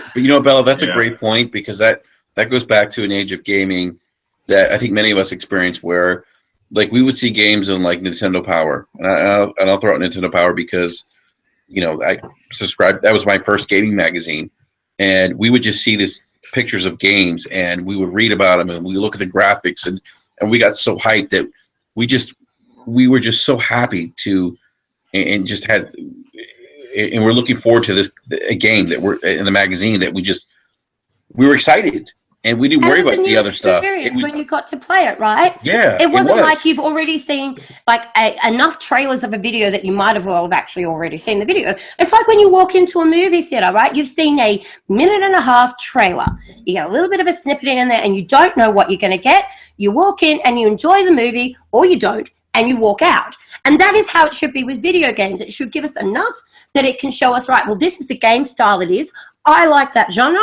I'm familiar with the development studio. This is up my alley. I'm going to go and play it. Instead of having everything absolutely dissected in front of us, it's like you're given the movie to watch before you even go in and watch it, and then you're still expected to buy the ticket for it. That's the culture now. I mean, people, they're doing it because people are tuning in, but it always kills me as someone who, I don't want spoilers. I don't want to know. I kind of want to go in, you know, on a blackout. And I see someone like tweet out, or I see like an outlet tweet, we're streaming the first 6 hours of XYZ. It's like, what? You know? But it's crazy. Like Bella said, we get so much of like of the game up front that it's like it kills that, like, that almost, I don't use the word innocence, but there's like this expectation or this like innocence that we had. Takes away the intrigue. Yeah, the intrigue. Priceless. Yeah, that we There's nothing more compelling than being intrigued by something. It's like speed dating. Right. No. You take Gears 4 for example. Gears campaigns are never typically very long. They usually stay like within a good realm, right? But every time I saw someone saying, well, we're streaming or we're showing, we're doing a preview, I was on blackout. I was like, there's not, you know, there's only so much of the campaign that you can show me before you start to really get into like spoiler territory. I just want to go in dark, you know? You know what's funny is that I didn't have a lot of expectations from Witcher 3 because I didn't watch any of the videos. I just thought to myself, I hope it's not like The Witcher 2 because the AI was fucking terrible in The Witcher 2. And I was just like, wow. Because Witcher 3 is so long, they could have streamed like 20 hours of just running around the fields and shit. 30 hours and I would have been happy just like seeing like Red Roach. Yeah. Like, I'm gonna go fight that bear again. The thing is, there's a market for it, you know what I mean? Like, there are people who genuinely like, no, Bella, you're wrong. I actually want to see as much as I possibly can before I go and invest my very hard-earned money on this one game that I can afford to buy this 3 months. So, yes, I want to make sure that this is going to be a purchase that I am going to be comfortable making, and I'm not going to have to return it to GameStop in a week. So I understand that the market's there for that as well, and I guess the responsibility comes back onto us as individuals to tune out when we see that people are streaming like Eric does, to not watch videos like Enrique's done, to try and keep away from that. But unfortunately, social media is so saturated now. You can't turn any device on that's connected to the internet and not see something that you don't want to see in way of a spoiler. Like those Walking Dead savages on Sunday night. Dude, you guys fuck those guys, man. Tony, they kill me. I'm like, come on, man. Yeah, you know what's even worse? When AMC does that shit. You know? You have to go on blackout. Yeah. I was behind for season 7, the opening episode, the premiere of The Walking Dead. I went blackout. I was not spoiled because if you did not DM me on Twitter, you could not get a hold of me for 4 days. And you know what? Right. It worked. Yeah, man. I mean, they're savage, dude. They're savages on Sunday night, man. They give zero It's fucks. horrible. Yeah, it's horrible. And unfortunately, some of us don't have the, I guess, luxury or even ability, depending on whether it's work orientated, to not actually be actively on social media all the time. Frankie would understand this. We have to be actively on social media, so we don't really have an opportunity to be able to avoid ourselves from that. And yes, of course, it is our choice to put ourselves in that position, but it would just be nice if, like, a society wasn't a bunch of fucktards and didn't put bloody spoilers on social media. I know. I said I wish I could get like a preview copy of something one time and just fucking blow up the spot. Bella, that might be my favorite rant that you've ever gone. Holy shit! Oh my god, it's funny. But you know, man, it's like it is. But I go back to Nintendo. My example, Nintendo Power and EGM. I mean, that's how we used to game back in the days. Like we used to like read magazines, and we would play the game, and there was just like this sense of awe and like wonderment of experiencing something for the first time with no expectations. Like we were enjoying the game as we progressed, and you know, if a game sucked, you know, we got to a point where like, oh, okay, this kind of sucks, and that was it.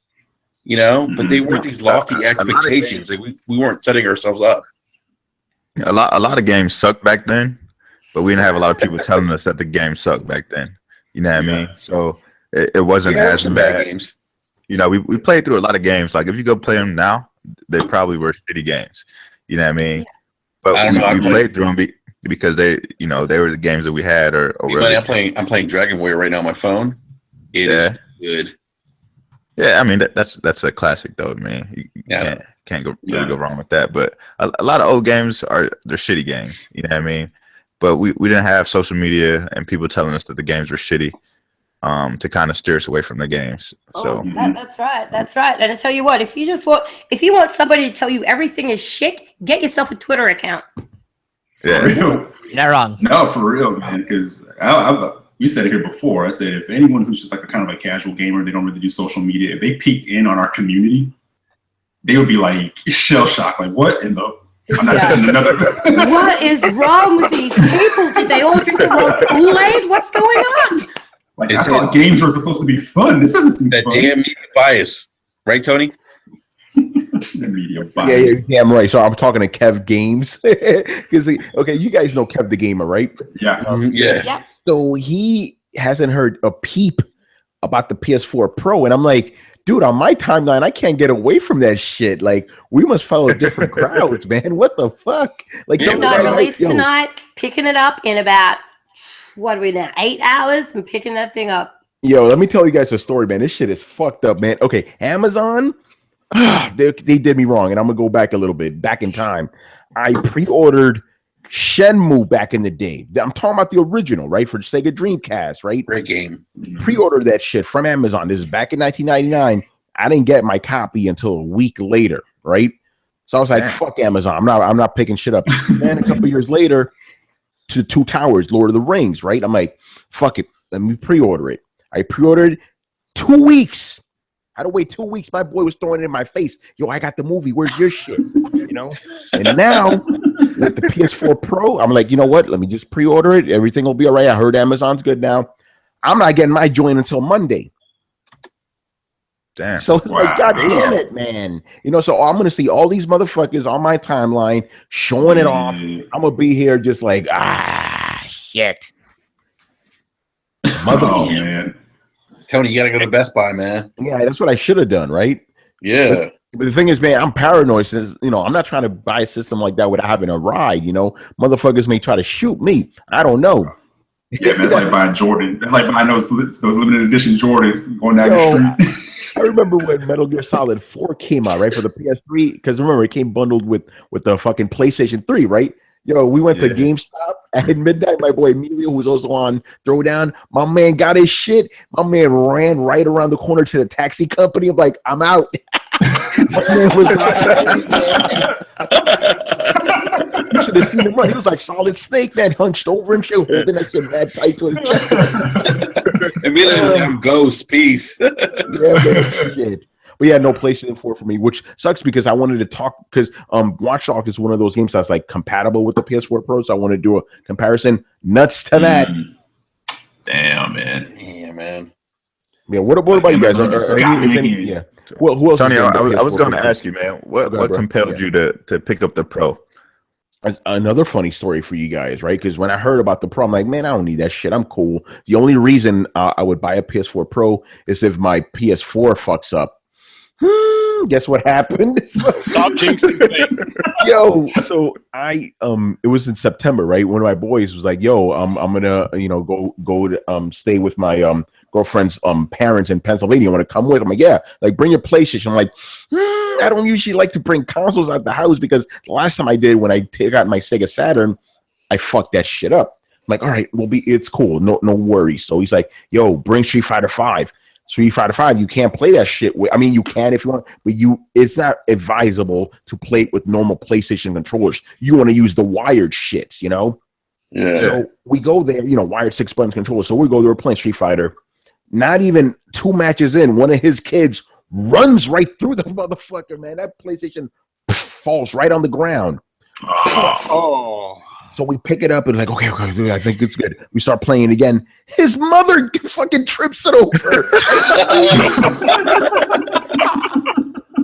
So I get my shit home and it's all fucked up. Like the button responses are all off. Like it was just weird. So I suspected that it was the the Bluetooth was fucked up. So I take it to this guy to fix it. He did a pretty good job for the most part. Like if I keep the controller plugged in, it works. But sometimes it gives me a little bit of a fuck. I'm like, you know what? Forget it, man. Let me just buy the Pro. It's tax deductible because of my job anyway. So fuck it, you know. But yeah, that's my main reason for getting the Pro, because my current PS3 is kind of fucked up. Right. There you go. Yeah. That's fair. That makes sense. Yeah, B-Money, you almost had me at the Best Buy thing, man. But then I was reading some of the reviews. I'm like, I gotta pass. Like, I don't have a 4K TV, so it doesn't do me any good right now. Yeah, like it enhances some 1080p games, not all of them. That's my kind of big problem with the PlayStation 4 Pro. It's like we need more games. So like even Uncharted, it doesn't even do the checkerboard upscaling. It only does basic upscaling. It's like, what's the point of that? You know? Oh wow. I'm surprised for a big time. And the frame rate is still exactly the same, man. 30 frames. That's my big point right there, is that frame rates aren't being boosted. Like Digital Foundry did an analysis, and Uncharted 4 at the higher resolution drops the exact same frames. And I'm like, what? Yeah. How? And my thing is, like, I've been doing more PC gaming now, right? So I'm used to higher frames. So I'm like, as a matter of fact, I actually played Uncharted 4 for a little bit last week. Man, they look like booty compared to the shit I've been playing. Because I'm PC, I'm playing Rise of the Tomb Raider, right? Fantastic game. Playing that shit at like between 120, 144 frames, right? And I'm coming down to 30. That shit hurt. Damn. Yeah. Yeah, I'm not concerned about the frame rates. You're not concerned about it? Sorry. You go, please. You haven't had a chance to speak. Bella, do you have a gaming PC? I have a PC that I can play games on. Does that technically make it a gaming PC?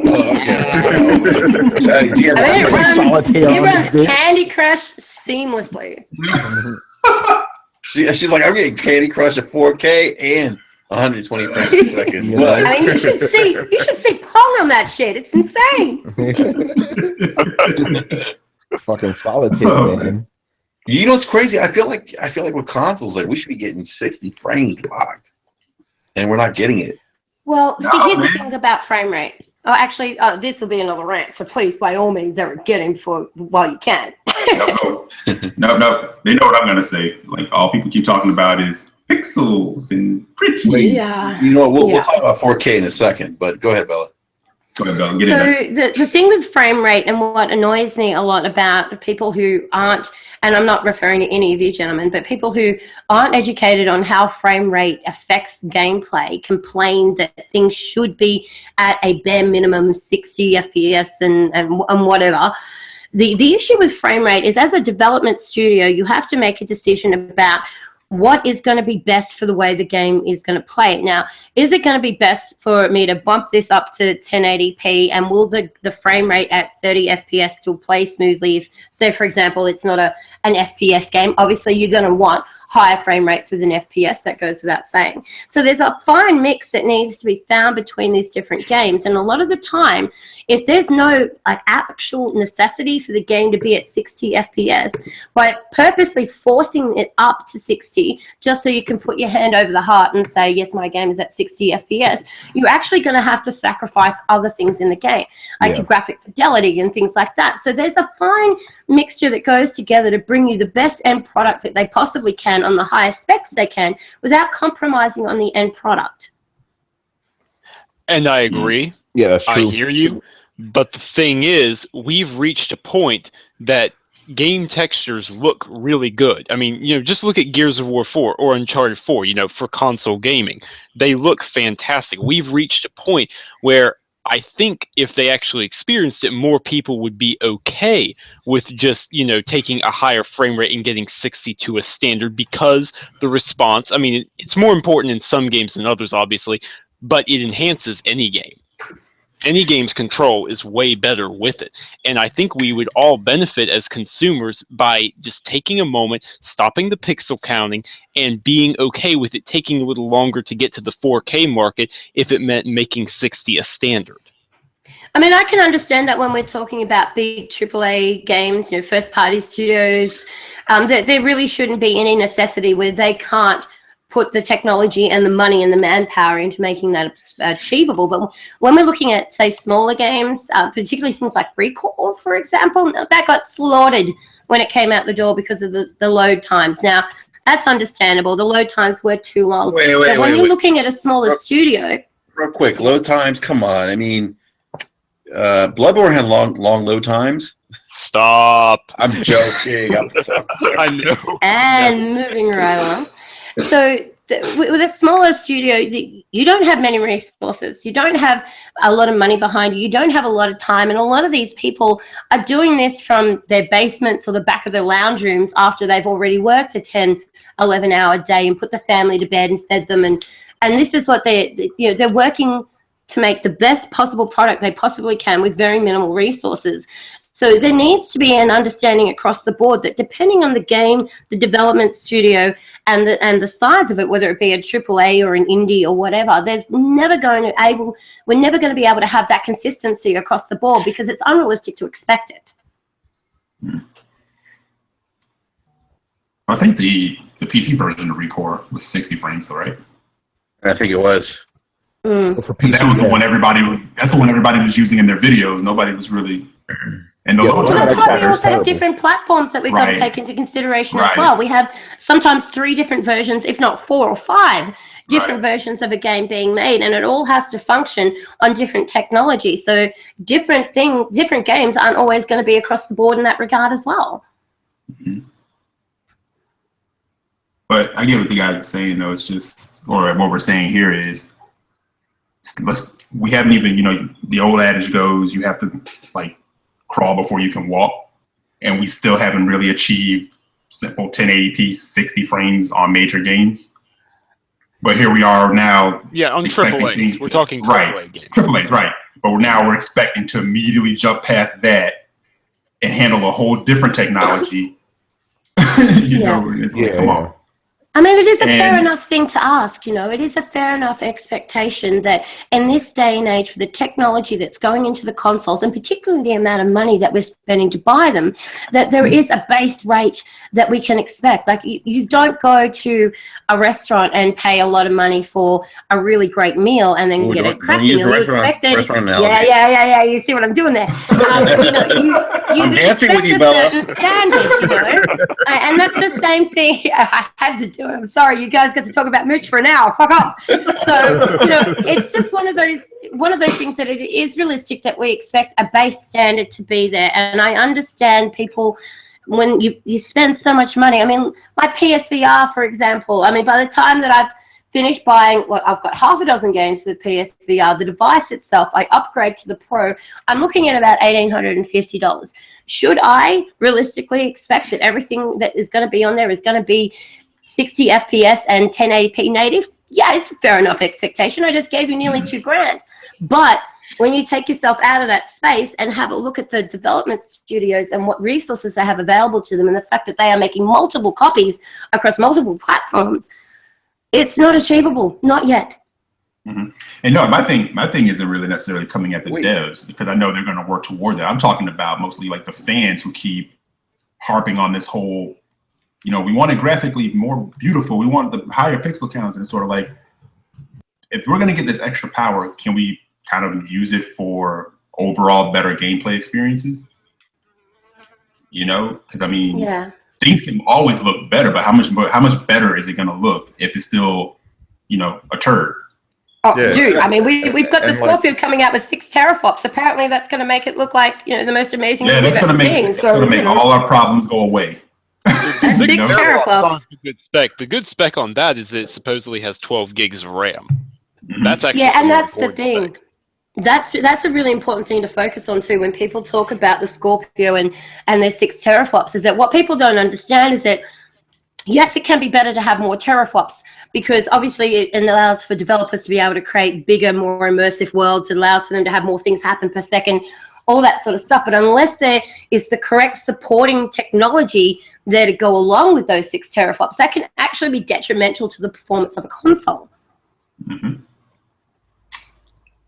Well, I had a cup of coffee. Does it show? It does. No, but I guess my question is, so 4K. So 4K is like this big thing. Is it just a buzzword? or should gamers just be focused on? Because I feel like with 4K, everyone's getting lost in like this thing with resolution. Like, oh, it's got to be native 4K, or oh, it's checkerboard 4K, so it sucks balls. I feel like we're not focused on the right things as gamers. Like we should be focused on innovative gameplay, smarter AI, better graphics. I mean, these are things that they can do with this extra power, and I just feel like 4K is kind of like, I don't know. But you know, I'm not gonna say that. You know what? A lot of that wouldn't exist if this whole stupid fake console war shit wasn't going on either. People would just be, Yeah, people are just trying to find something to one up each other now. Exactly. That's all that comes down to. And unfortunately, we're all in that bubble. Some days I wish I was like, I know, like some of those dudes that we talked about earlier love labeling everybody neutral, casual, and I'm like, okay, your leaders are more casual than anybody, right? But my point being is, we need to touch upon neutrals. Oh well, yeah. Oh, by the way, guys, I actually need to dip real quick. So can I just plug myself real quick? Yeah, man. Obviously, I want to thank everybody for having me on here tonight. This was, I always love being on here talking shit. It's always fun. So yeah, please check me out at the Throwdown Show. We're on YouTube. The great thing is we actually own the name. So youtube.com/throwdown. We're on there. Throwdown Show actually. We come on every Thursday and Sunday. Sundays the question show where we actually answer fan shows. And obviously check me out on Twitter. I have links to geek.com and the Coalition where I write some shit. Want to thank everybody, that was here in the chat room tonight, watching us, commenting and stuff. Always greatly appreciate it. And again, I just want to, thank the panel for having me on again. This was great fun, man.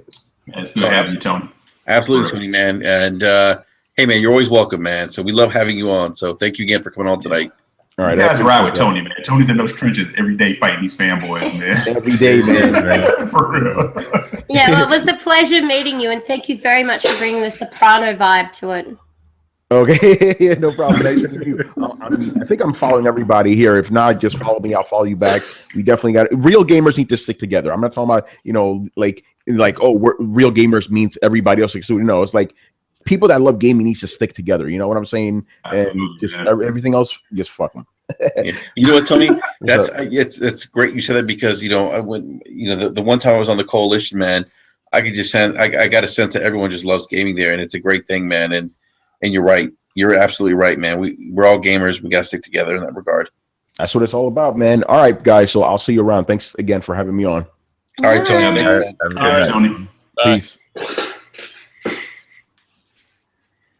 Man, these paddlers be dropping like flies around here. Matt, Frank, you got to talk to that, man. No way, man. Now I'm playing Titanfall 2. I was hoping Tony was going to Frank's out there gaming on a podcast and he gave me at the same time. I have a bad habit of doing that. I feel like every time I'm on like the NLG show, I'm playing Titanfall 2. Can't help it. Well, Frankie, you say you only get but you also say you only get 4 hours, so yeah. I'm just taking total advantage of the vacation time. Nothing wrong with that, man. Nothing wrong with that. So we're talking about 4K. Yes, while you're on that subject, you asked an important question, which was, is 4K just a buzzword? Yes. Look, I genuinely don't believe it is. The move towards 4K is imminent, and it has to happen because obviously technology is evolving.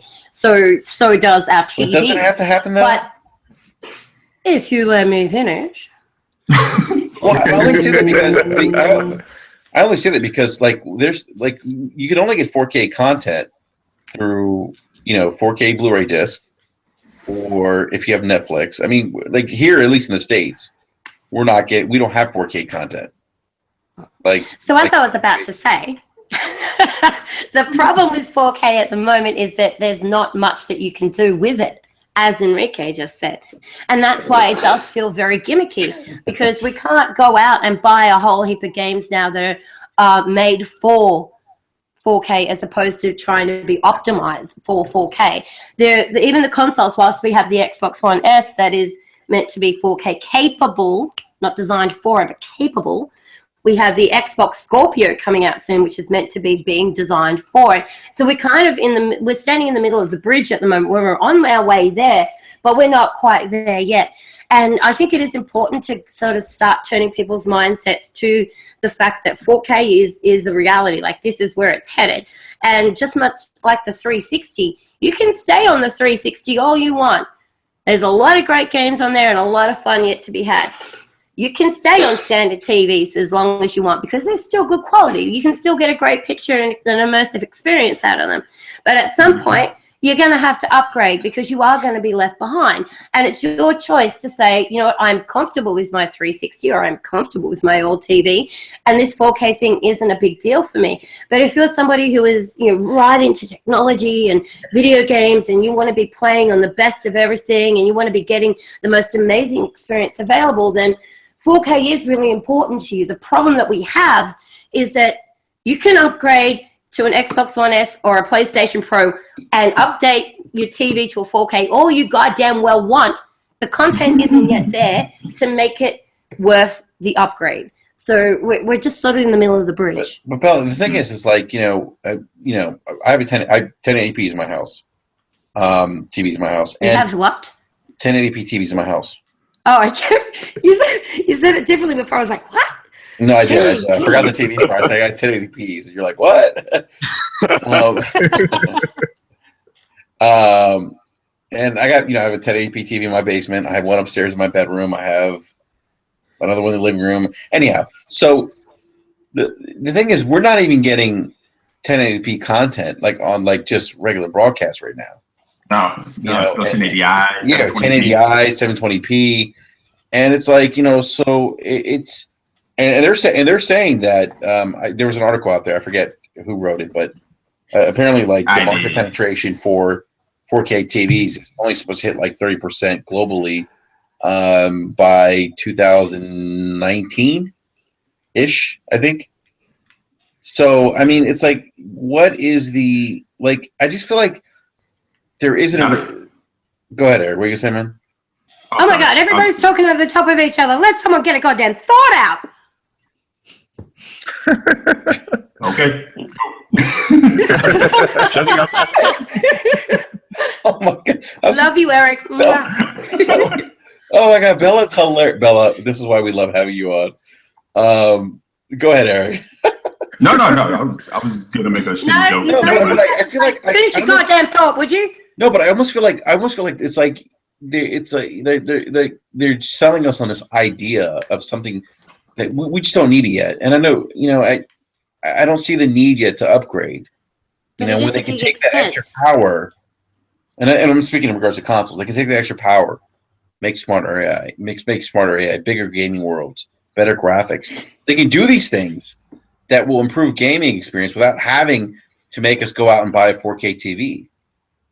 Wouldn't you like to know now, though, that you are going to need a 4K TV in the near future if you want to be able to experience these games at their best and have the time to be able to actually financially prepare yourself for that? But if you want to experience them at the best, you would play it on PC, regardless. That's always going to be the best, regardless of, which console releases, the Pro, Scorpio, whatever console releases after that.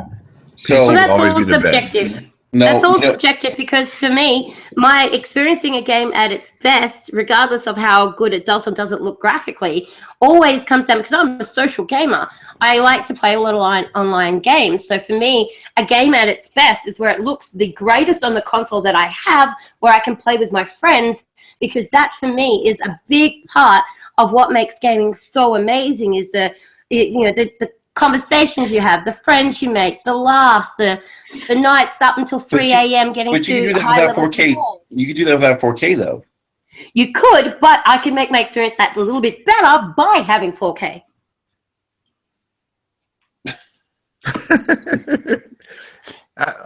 It's to each his own. To each his own. To each his own. The thing is, you're both right. Yeah, we are because it depends on the what the end user wants, but I agree with you. Absolutely. The PC, and actually a lot of PC gamers do 1440p. They upscale to 4K. They can run 120 frames per second or whatever the case is. What I do is I actually downsample because I like the highest frame rate. So I have a 144 hertz monitor, and what I'll do is it'll render at like a higher resolution by like How many 1600p. 144 hertz. Oh, that's It's sexy. glorious. Yes, it is. But it'll render at like 1800 or 1600p, and then it'll downsample. And what downsampling basically does is it cleans up the image. It mean you don't get those jagged ends, that stuff like that. And so even though it's a 1080p monitor, I'm perfectly okay with it because it's getting a cleaner image that moves very smoothly. But again, to each their own. Exactly right. And what we all just proved right there and then is it doesn't matter what you play on. All that it matters is that you're gaming and you're happy with how you're gaming, that you're enjoying your experience. Let everybody have whatever they want. It doesn't matter. Just play video games and have a freaking good time. I wish more people would share that sentiment. The best part about the whole updated consoles is that you really don't have to upgrade. At least that's what the initial pushes, both companies from the major consoles, but basically said that you don't necessarily have to buy the Pro, you don't necessarily have to buy the Scorpio. Your games will still be there, and if those enthusiasts want to get those consoles, they can, and then still have that same enjoyment of playing with the friends that they used to if they select not to upgrade. Yeah. So it kind of works out for everyone. Everyone can still experience the same games, still have the same friends. And then the people who want to dish out a little extra money to have the best content on a console, they have that ability. Yeah, and that's kind of where my head went. When Phil said where Scorpio is concerned, he said at that point, if you don't have a 4K TV, then Scorpio overall won't make that much sense to you. Right. Like you just said, you can still play on, your old system. But what that says to me is, well, I know when the Scorpio drops and I'm going to want that, that's when I get my 4K TV. And at that point, they should be cheaper for entry and everything else like that. Right. Yeah, very true. I'm waiting for OLEDs, man. God damn it, Ricky, stop talking over me. OLEDs. OLEDs look amazing, but the input lag is ridiculous. Oh, is input lag bad? Exactly. Yes, it is. Oh, that's not good for gaming. Nope. It depends on the TV, though. It depends on the brand. Well, the right now, the the main brand majority that makes it is LG, and their input lag is horrible.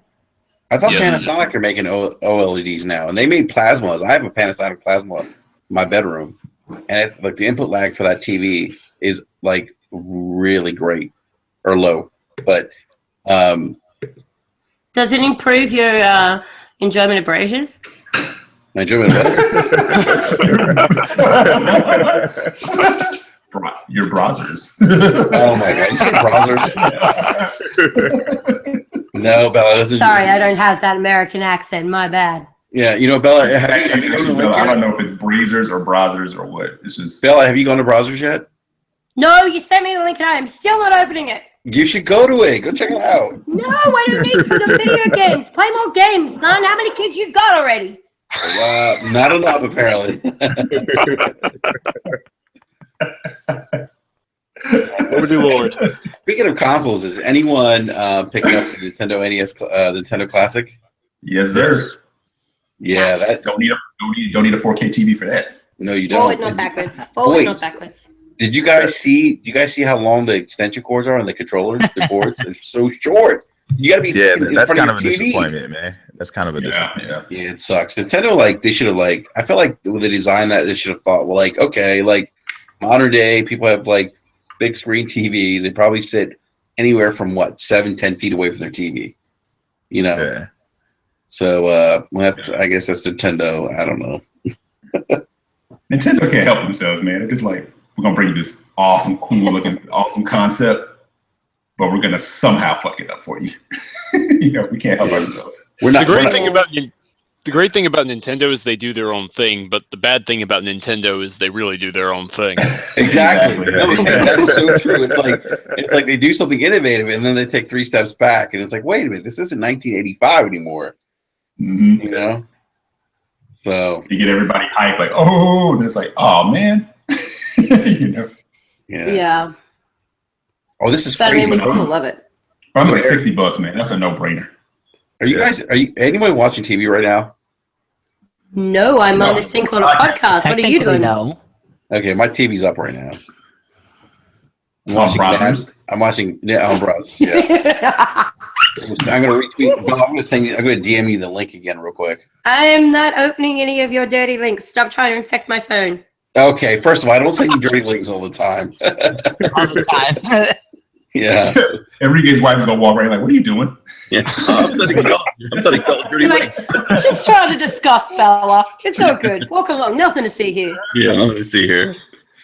Now I'm just watching all this protest. It's crazy. Anyhow, so I think that's it as far as topics. Mass Effect. Oh yeah, Mass Effect. Thank you, Sam.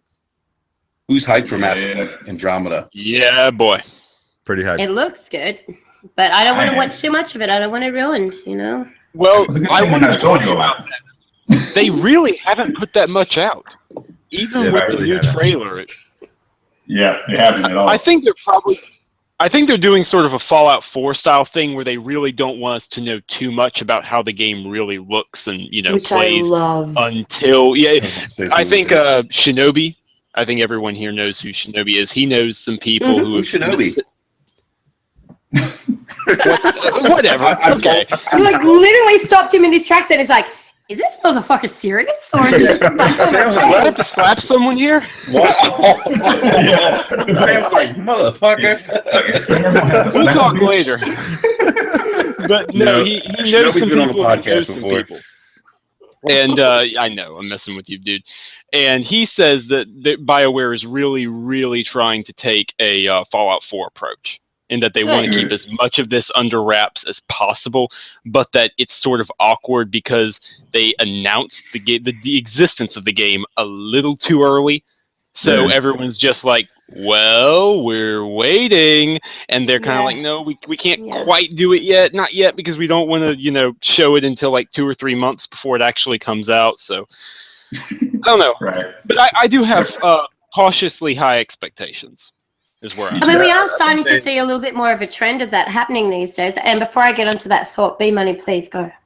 No, I was going to say, I think they confirmed that the next time they show it would be at the Video Game Awards. So I think that'll be the next time that they show something. Nice. But we are starting to see a slight shift in that trend now where more studios, only a few of them, but some influential ones, are actually starting to take more of this. Hang on, we're not going to give you everything 5, 6, 12, 18 months out.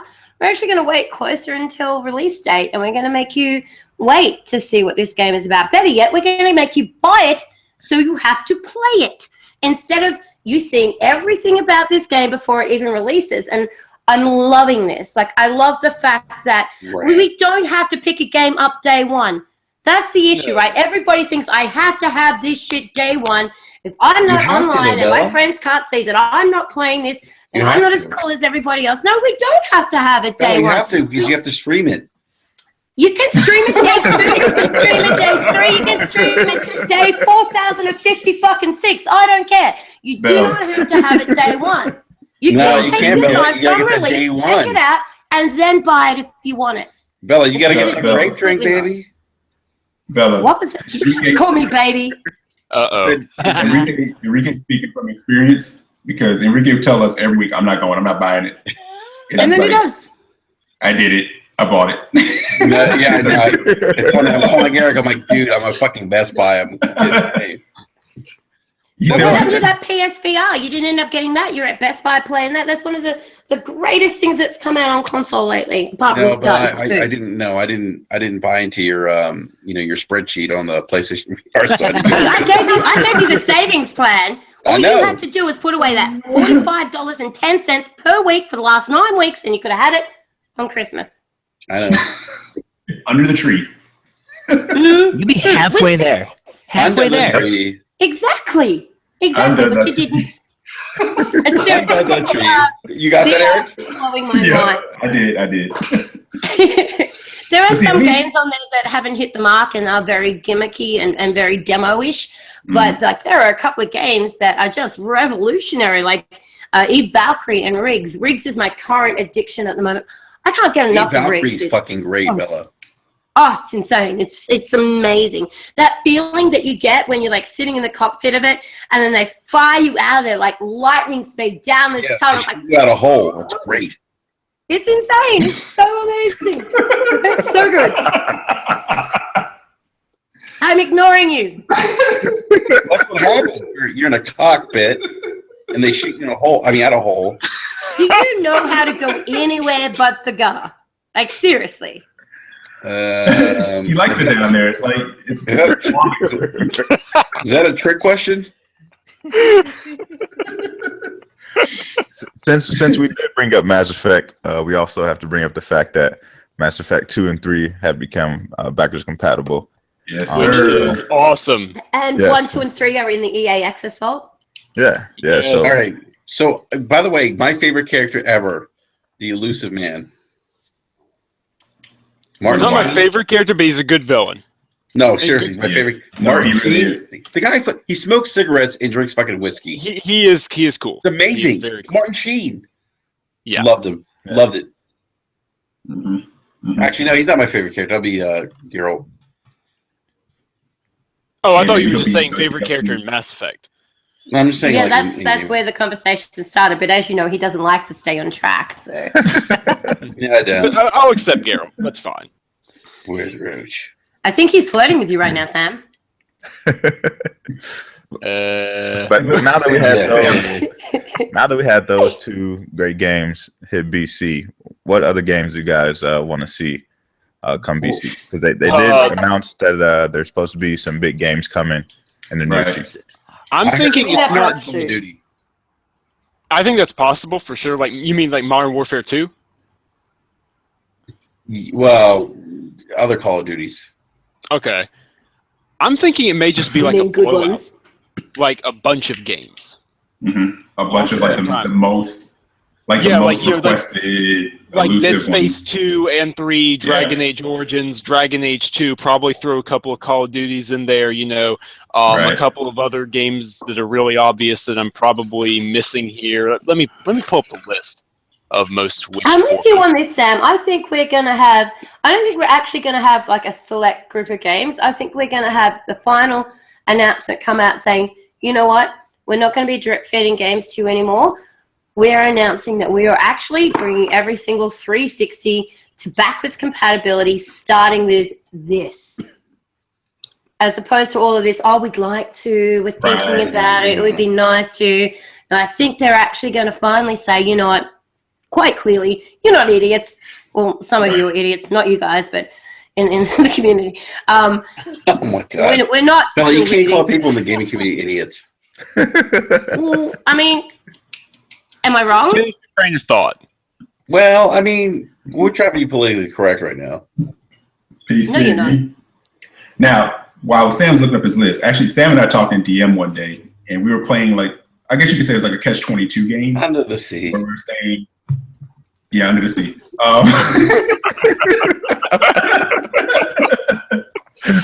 No, 'cause we were saying BC is such an awesome feature to have, but at the same time, it's so funny when you see so many people excited about BC games when you have a console, a next-gen console for new games. Yeah. It's sort of like this You know what weird, thing, right? Mm-hmm. And You know we what the were- funniest thing about backwards compatibility is? What's that? Everybody's screaming for games. Ain't nobody fucking playing it. Well, Bell, it becomes a checklist. Well, now wait a minute. Now hold on here. Let's be fair. Red Dead Hold up. Redemption and Black Ops both jumped 17,000% on Amazon.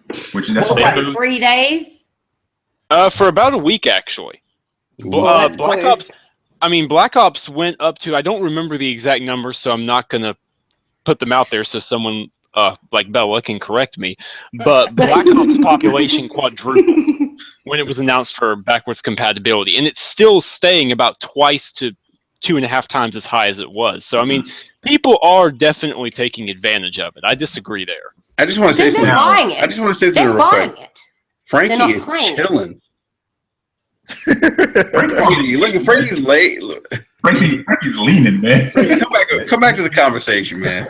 He's on vacation, man. He just I'm on vacation. Because I think I think I'm I waiting posed for this midnight. question. I don't think he's not listening. I think he's actually like chilling back, just going, "Yeah, I'm she's right, actually- you know." I'm actually staring at my 360 shelf because I only own the games that I want to go backwards compatible. So I have like Vanquish, Azura's Wrath, Dead Space 2, Deadly Premonition. There you go. There you go. We all have our That's one true. because I said I wanted like Enslaved. I want Vanquished. You know, some of those things, Enslaved. right? Shadows Oh, of it's the Damned would be so great. dope. Yeah.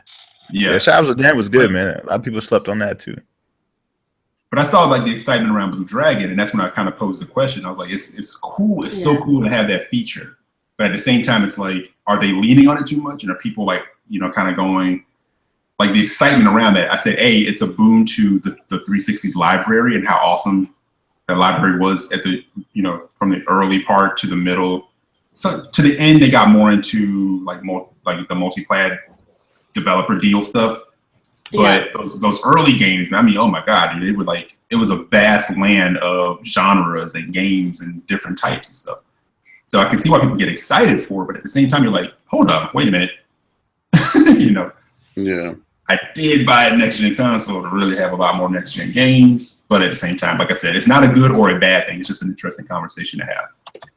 I mean, it's obviously great to have these games available to us, right? Like there are so many games that we love that are the foundation of our culture as gamers that we want to be able to experience without having to have every single console for the last 10 years from Xbox or PlayStation plugged in so that we can play them when we want. So yes, backwards compatibility is a great concept.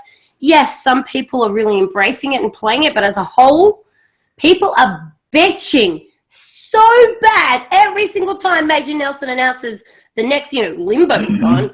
Backwards compatibility. What? I can buy that on my Xbox One. I have it on my Xbox One. You, in fact, gave it to me for free on my Xbox One. Why is it on backwards compatibility on the 360? Like, people will bitch nonstop. And the thing is, a lot of them, the majority of these people that are the biggest voices about what they do and don't want on back compat are simply not playing those games. No, they're just the whiners. Yeah. Yeah. The crybabies. Hey, Frankie, real quick, Fastback in the live chat wants to know, did your state pass marijuana? I don't know. I really don't. I don't know either. But he Your asked. current state of relaxation suggests otherwise. My state did. Did it really? Yeah. Oh, cool. All right. You're in California, right? No, Florida. He's in Oh, I Florida. was gonna say, did Nolan North last night after like the election results poured in? Nolan North was like, "Well, time to start smoking all that marijuana we just legalized." Like it's the perfect night to blaze up. That loud. Yeah. I found the list, by the way, of most wanted games. All right, what do you got? Okay, so in order from most votes to least votes, Black Ops 2, Sucks. Skyrim, Sucks. Shut up. Sorry, Sky- please continue. Skyrim, Modern Warfare 2, Modern Warfare 3, Modern Warfare, literally all back to back like that. GTA 4, Batman Arkham City, Grand Theft Auto, San Andreas, BioShock Infinite, Assassin's Creed 3, Battlefield 3, Batman Arkham Asylum, GTA 5. That's kind of, I guess I get that. Oblivion, that's good. Halo 4 and Halo 3, Assassin's Creed Brotherhood, BioShock, Far Cry 3, Assassin's Creed Rogue, and then Batman Arkham Origins, LA Noire, Battlefield Bad Company 2, and the original Dishonored. See, everybody wants those good Call of Duty games. Nobody wants this Call of Duty trash they're releasing these last 3 years. These are good games. Infinite Warfare is good. The list tells the truth. Good Like, Not that's question the the lotion list. Hey, you can tell me my opinion's wrong, but Live that's a by fact. the list. Live by the list, die by the list. Let's put the lotion on. You know what's funny? The Arkham games or whatever. I'd much rather have them on Trash. that than to go buy that. Than to go buy that new Definitive Edition or whatever they put out. Stop it. It would be nice to go back and play them. Yeah. Unfortunately, none of those games you listed off were any of the games that I care about being back. Uh-oh. You're pulling a John John Roboting. Robo be Muni. Oh man, What was that? Be money? yeah, you guys hear me? Oh, You're buying. I thought it was be Muni. Nope. It's Eric. No, it's B Money. Somebody? Oh, it It's is. B Money's roboting. He's pulling a John as opposed to pulling John. Don't mistake me on that one. Oh, wait. Let me went to Brazier. All right, so wait for B Money to come back on, but So I believe you, sir, have a giveaway today. I do have a giveaway today. go. Yeah, so we're gonna be giving away a free digital code of Halo 5. Whoop, Halo whoop. 5, what though? Is it a special edition, maybe? I don't know. It is the Guardians Deluxe Edition. Oh, look at that. Yeah, so we kind of figure out how to give this away though. Maybe come up with a little trivia for the live chat. And First one to post the correct answer. Yeah, Yeah. so small Don't think disclaimer, it's the same campaign, so deal with it. say what? Oh, well. But it's also the same multiplayer. So you got that going for you. This is true. All right. So let's think of a good like Halo trivia question. I was going to suggest the first person that can tell you how long your first episode of the BRAP podcast went for. That should boost you up some views. To the Google archive.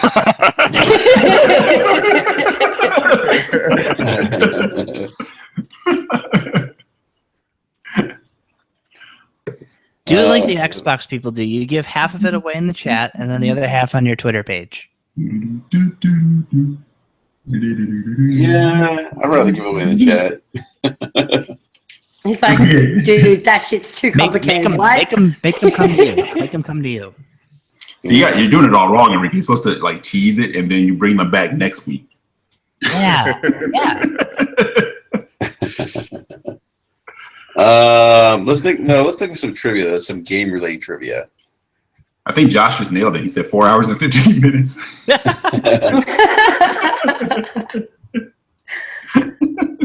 That's about the standard length of one of your podcasts. Usually, like the body of the podcast goes for about 2 hours, and then the next 2 hours and 15 minutes is him saying he's going to wrap up. This has been the longest podcast we've done in quite some time. So, well, let's think of some gaming trivia. I'm putting a couple of things in the private chat. Y'all are free to look at them if you want. Yeah, I'm reading them. They're good. There's two good suggestions right there. All right, let's see here. Let's look at the private chat. The only problem is that like the issue I have with questions like when we do it like this is it comes down to Google and not people actually having like in-game experience and genuinely wanting game. How about the voice actor for the? Well, they'll Google that too. So everybody will Google that. They have to have an answer for that we can judge, and we'll pick a winner. That's really good. Like, why put in the chat section, as long as Enrique agrees, because this is actually his podcast and not mine, evidently. Why do you want to win the digital copy of Halo? There you go. Boom. Someone answer that. Great. All right, and then Enrique, you pick the top 5. I would insert some elevator music. Yeah, I would go. If it was me, I would say I want it so me Tiny Tim can have something for Christmas. Don't give them ideas. Hello, Governor. My poor little Tiny Tim has nothing for Christmas. No one's answering. There we go. Oh, and can I just give a shout out to the one person who stopped by to give us a thumbs down? You rock. All right, so Super People are saying, all right, so Matsu says, I don't have a digital copy of Halo. I'm sorry, the live chat. There's an epic misspell. I want to be a big wiener. That might be a winning entry. ACK says, so I can play with my friend. So I can play with my friend. Josh says, I didn't hear the question. The scrub. No. Fastback says, what's Halo? There it is. Boom. Winner. Yeah, you know what? We're going to give it a fastback. He said, what's Halo? Lost. All right, so fastback, you are our winner of the digital code for Halo 5 Guardians, because I don't know that what's Halo was kind of funny. Yeah. Yeah. So who won? A Gremlin's got into my system and kicked me. The what? Oh. I said Gremlin's got into the system and kicked me. I was wondering who won. I missed. Oh, Fastback. Oh, yay, flashback. Woo!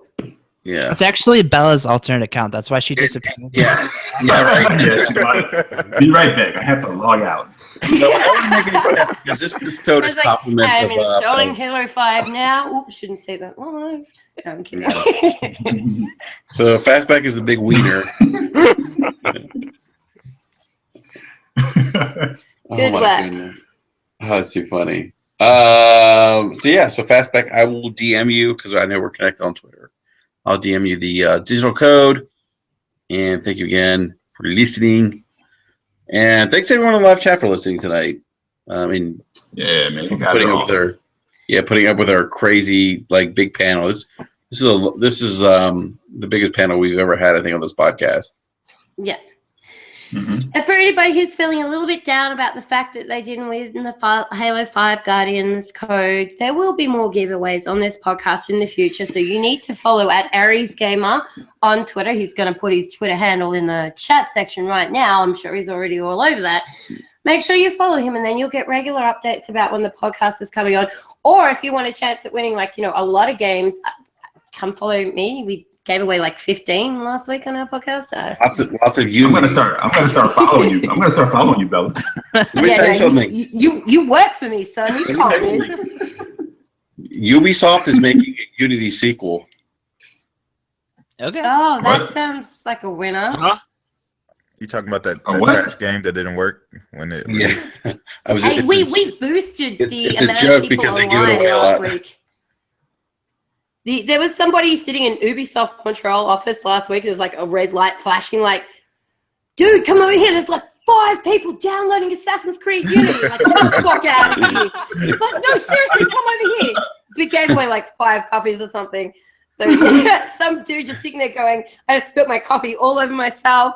5 people. That's the most people that have bought this game in like 3 years. Yeah, for real. It's like someone actually bought it. My God, man, what is going on? In actual fact, now that they've done a lot of updates to Unity, it's actually a really Is it really? That's what I'm I've heard that. I I've liked heard that. Unity. I liked that Yeah. game, despite its shitty bugs. Like, I thought that was an okay Assassin's Creed game. Yeah.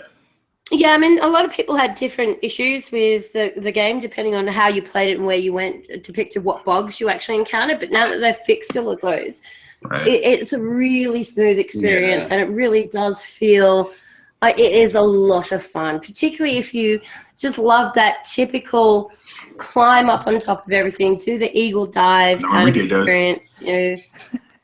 Hold on, what did you say? The what? I said, I know Enrique does. Like, what do I like?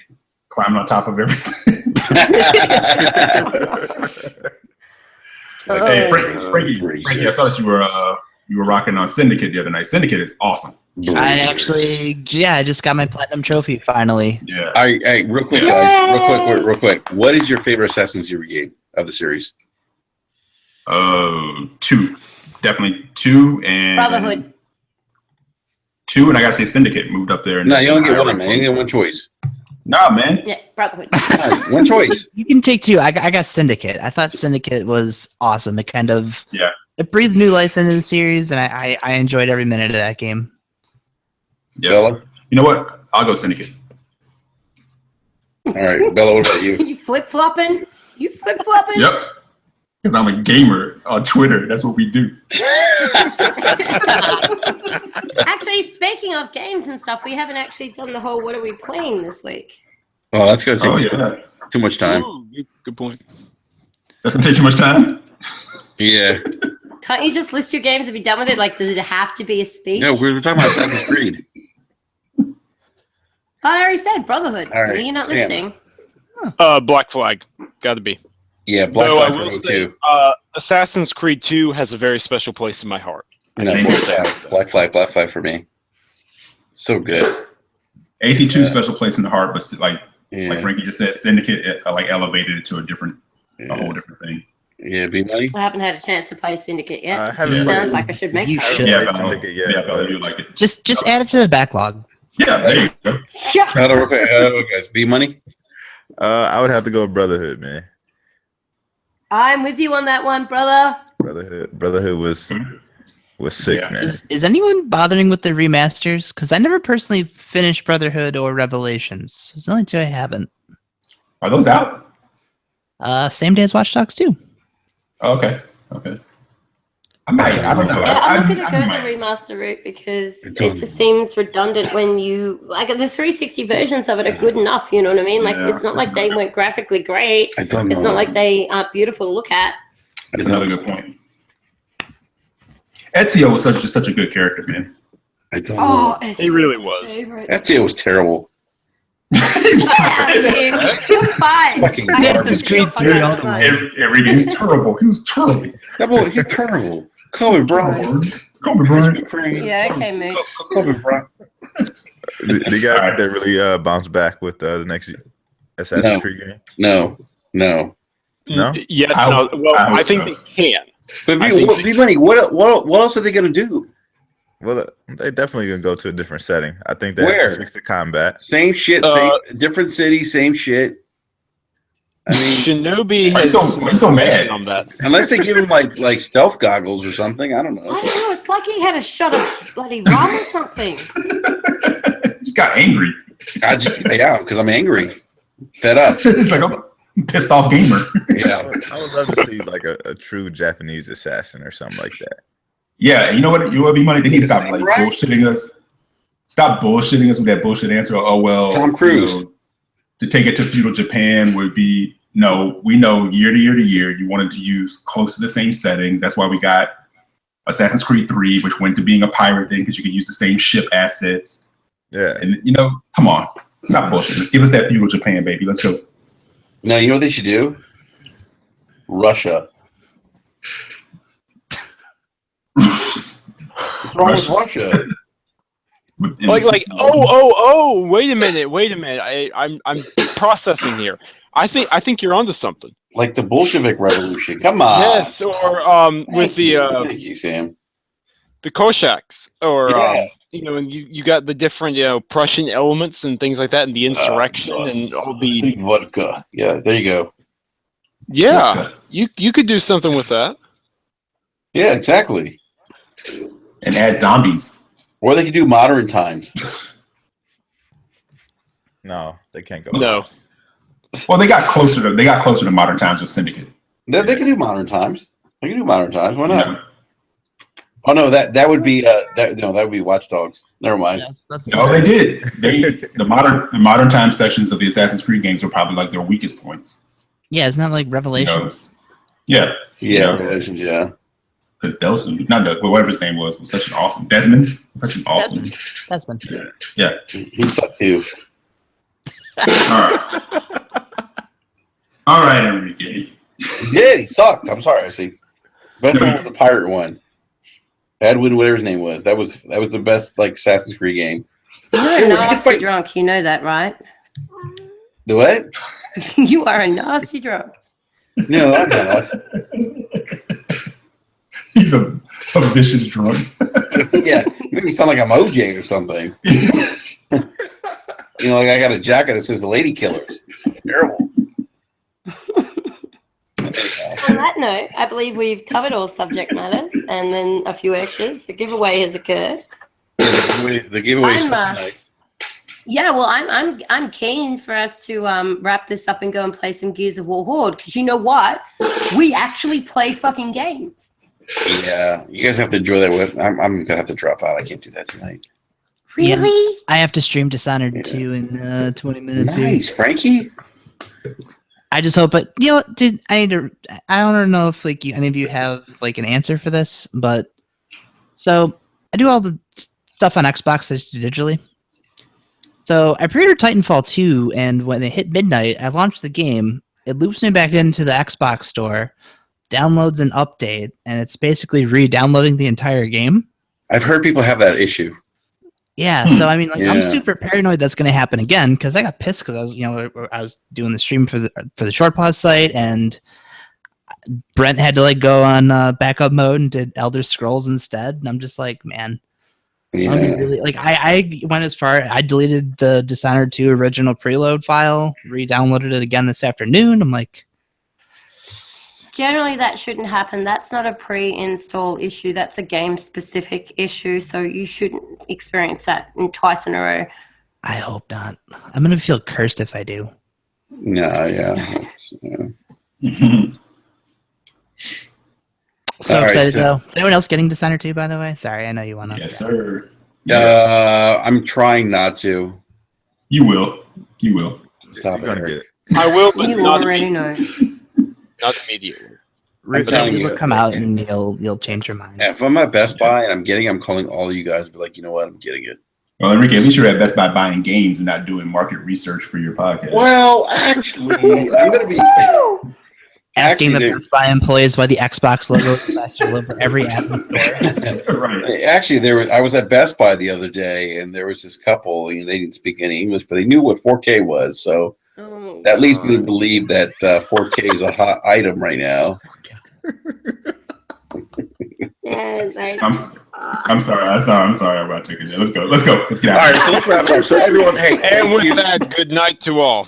Yes. Good night to everyone, and our big winner, Fastback 247, and a big shout out to everyone in the live chat who joined us tonight. We always love you guys joining us and shooting the shit with us, talking video games.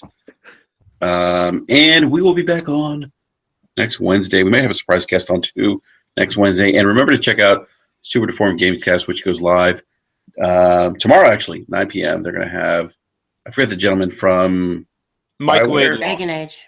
Thank you, Dragon Age. Yes, they're going to have him on, and I will be on that podcast tomorrow. So, real quick, Bella and B Money and Frankie, and you want to go ahead and plug your channels, podcasts, whatnot?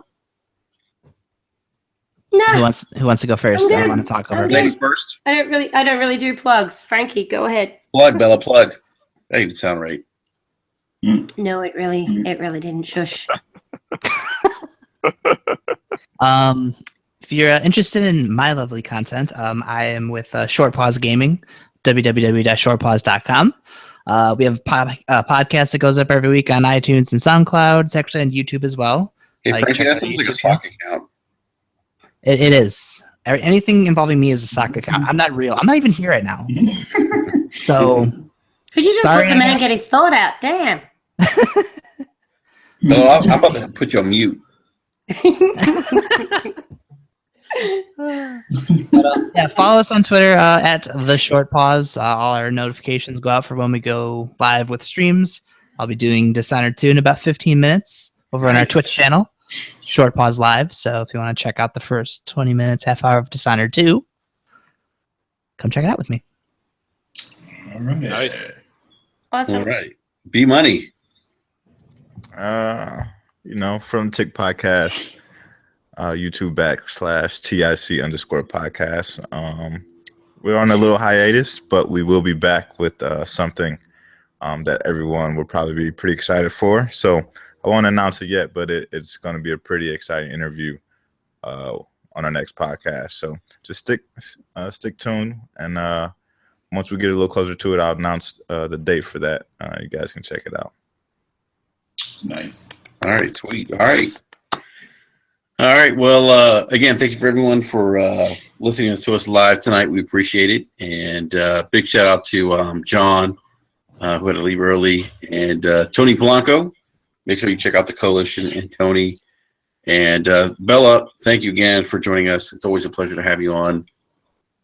We need you to move to the United States so you can join us on a regular basis. I'm not coming to No, live in no, your don't do basement. it. I've already told you it's not happening. No, I have a beach house you can live at, actually. Big house, okay, that 1.2 million, we got a deal. Yeah, there you go. Boom. So and the beach house is actually, it's 2 hours from my house. So there you go. You'd have your own private quarters. And This Frankie, doesn't really man. feel like a podcast kind of topic. Private quarters. Boom. So Frankie, thank you again, man. It's great to have you back on. Hey, we gotta get you back on, man. Now that you're on holiday and everything. You know, we got to steer you away from NLG. I mean, you could buy my contract out from Mike. Yeah, I got to talk to Mike. I think Mike's out of town right now. I got to reach out to You him. guys do contracts? That's so cute. I just scare my co-host into not leaving. She's not lying. Be careful. Yeah, right. That reach from Australia is far. Yeah, but I have my money. All right, what you do is you move your podcast to Sunday night at 8:50. Oh, So I can only do one, and yours will be on first. So there you go. You might have to do that. So, thank you to everyone again, and we'll catch you guys next Wednesday again at 9 p.m. Eastern Standard Time. Keep an eye out. We'll probably have a special guest, and that's it. So give us a like, subscribe, and other than that, we'll check you guys out next week. See you. This has been another Brap podcast. I love that. That's really cute. Yeah, we gotta figure out how to record that.